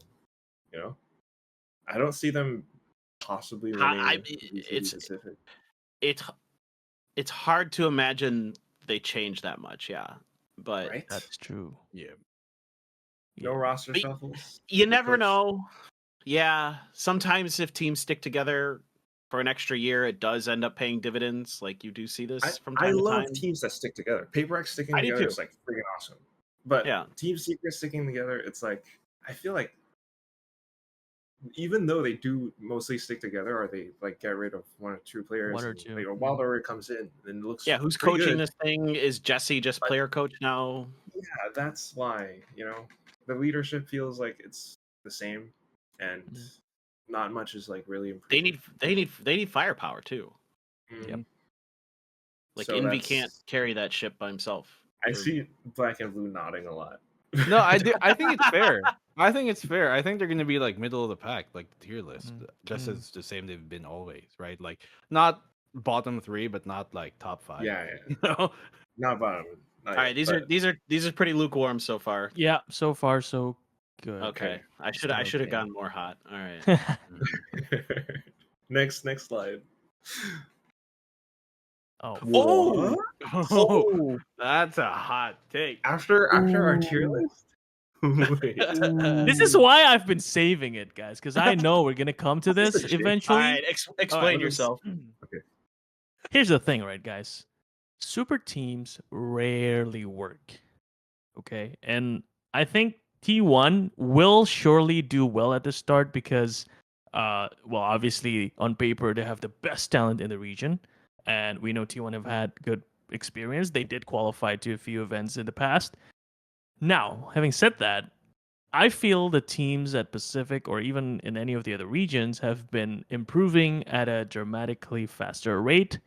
And T1 being the team that is favorites for anything, Masters, Champions, they're going to be studied like hell in 2025. People are going to be laser focused on figuring out how they can beat this super team that people know will do well. And I think that's such a great weakness for a team this big. So I think T1 might struggle towards the end. They will start off strong, but by the end of the season, I don't think they're going to be there anymore. Well, You'll see, if like, anyone would know momentum. about getting anti-stratted, it's Paper X. Yeah. That's my take, guys. That one is don't get me spicy. wrong. Don't get me wrong. I still think they're a strong team, and I still support the players. I love some of the players there. But it is a struggle to be a favorite. Do you mean Let me top just say 4 that. in Pacific or top 4 globally? Top 4 in Pacific. Oh wow, that is mega spicy. Yeah. It's like a Okay. Genji but We're worse. gonna- Yeah. Wow. Well, there you go, guys. I'm starting things. I need a glass of milk after this one. Okay. Next. I can't. Next. I'm lactose Next. intolerant. Slide. Huh? This was a joke one, okay? Wait. This is a joke take. Wait, what is Or this? the plot. I love It's that. past tense. This is supposed to be predictions. Yeah, not, man. Not the I This didn't is business. a fact. All you said was hot takes, so it's a hot Well, take. true. Oh, I guess. But like this was a joke one. Yeah. Oh, Okay. Yo, PRX alright, were nerving alright. themselves with order to. Okay, I see. For the plot. And What's I the mean, it plot? is. not that hot. You're not that. Yeah, you. It's not it's not that hot of a take. We all can see that. All That's right, the Okay, plot. All right. It's Next, a joke. for the plot. For the For the- plot. I gave Okay. a bunch.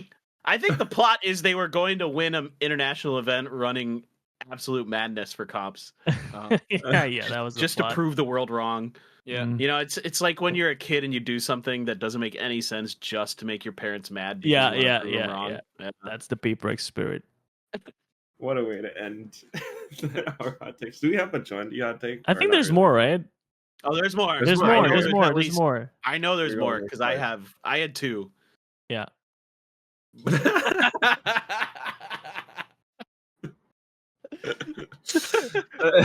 Have I made one this episode?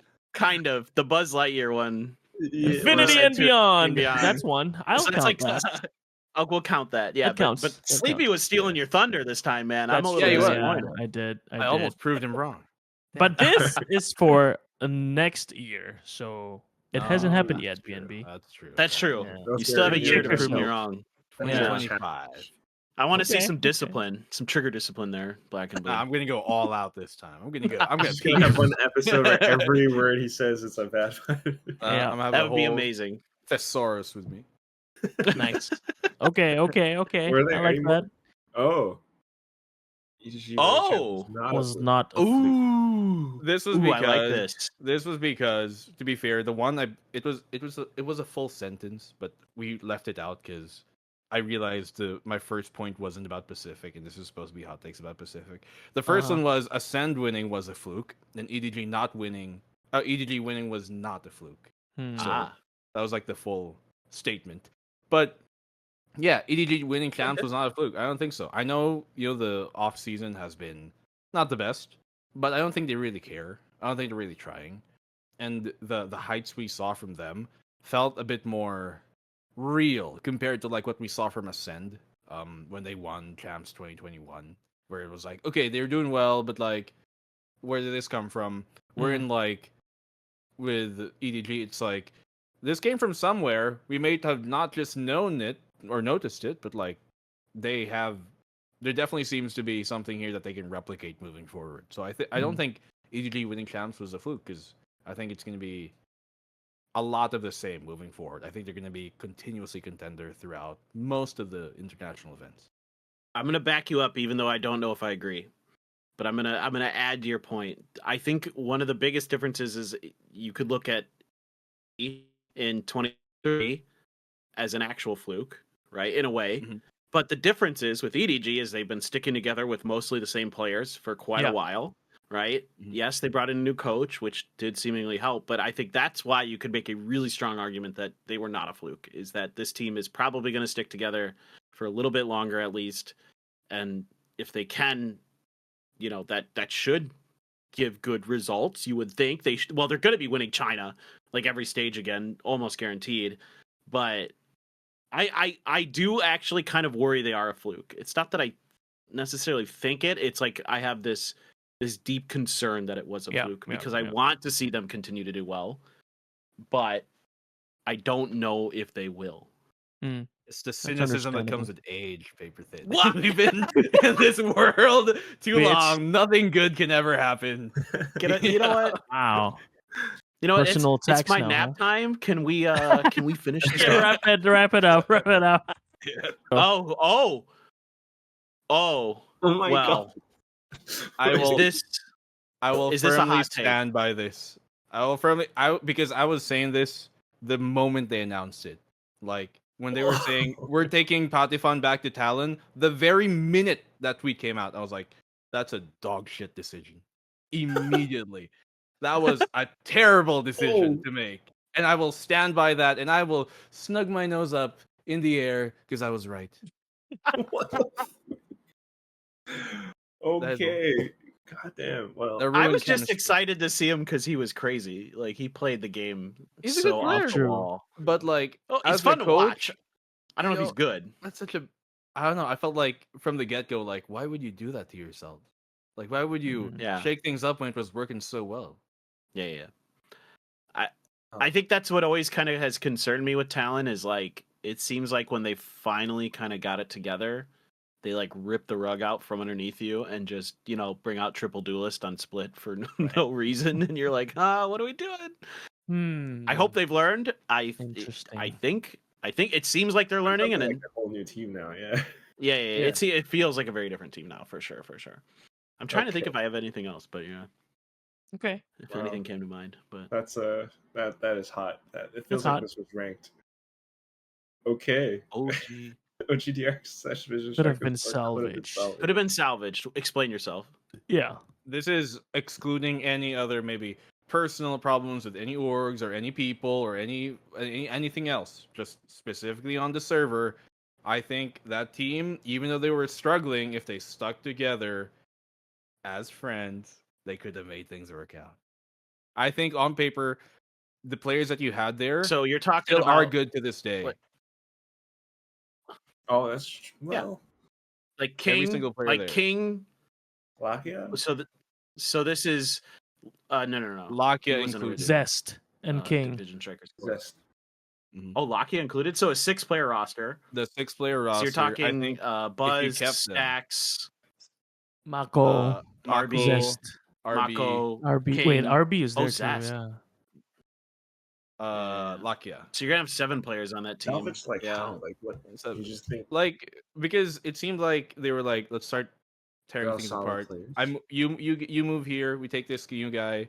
We swap in maybe like Foxy9 because team's not working. But I do think if that team stuck together and were able to work out whatever issues were happening, then I do think till this day they would still be like top 1, top 2 team. Okay. Right. Okay. That's that one's actually that's mild. That's a medium good spice. take. We'll put that medium spice. Yeah. I'm not. I could go either way on that one. I like this coming from blackenBlue. Yeah, blackenBlue came prepared. Like he did his homework. The rest of us slacked off. Yeah, I thought it was just one hot take. This is a lot. Very nice. Sorry, Grundy. Live hot takes. Do we have any? Well, we got one just now. I have another one. Oh, okay. Go. I have one. Go. I think that he's a great player. Let me say that first.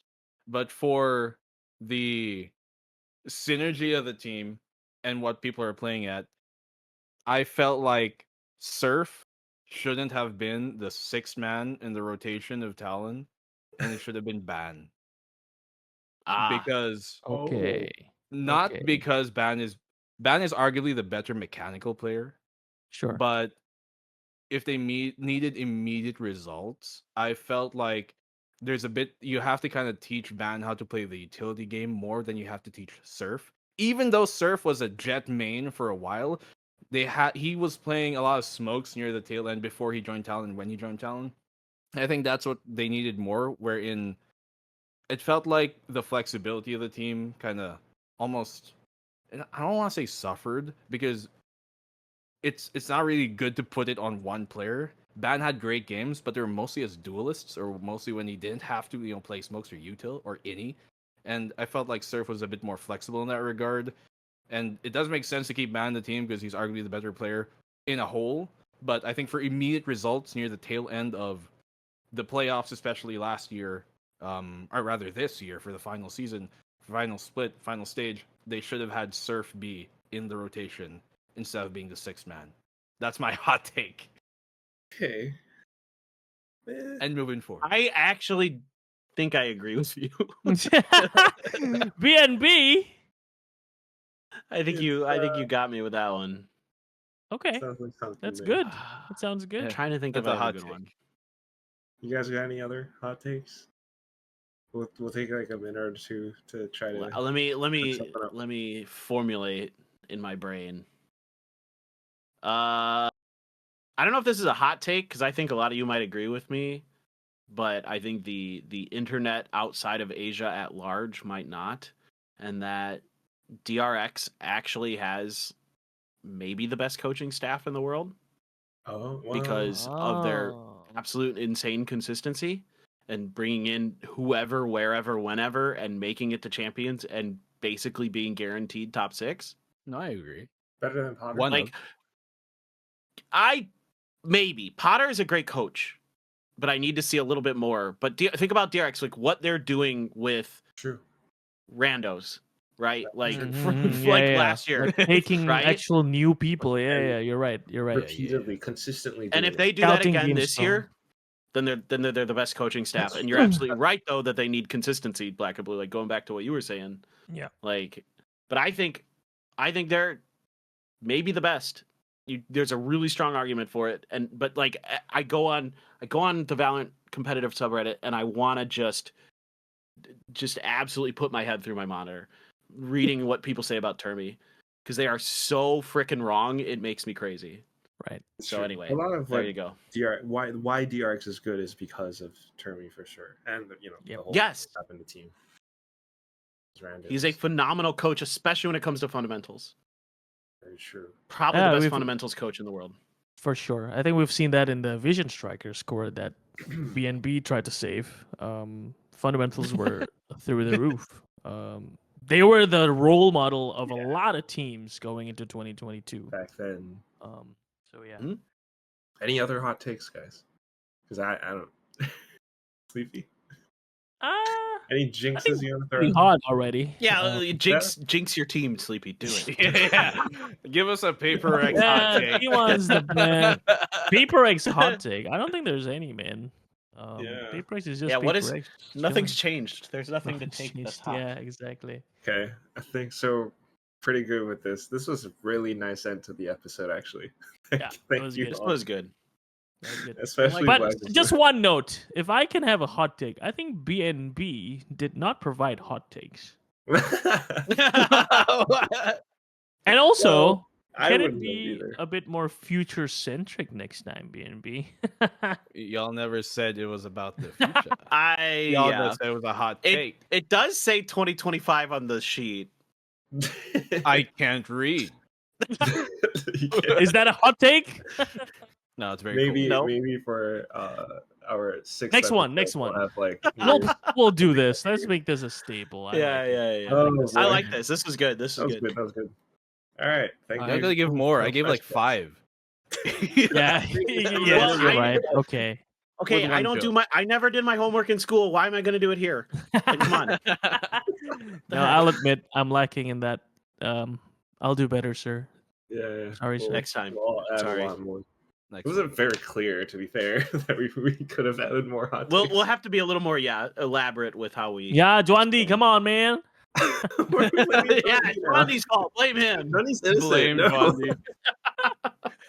Oh my gosh, the most hardworking Okay. guy. But anyway, that was a great episode, guys. I mean, episode 5 of YAP2ASIA. But hot takes ending was something, a note to end on.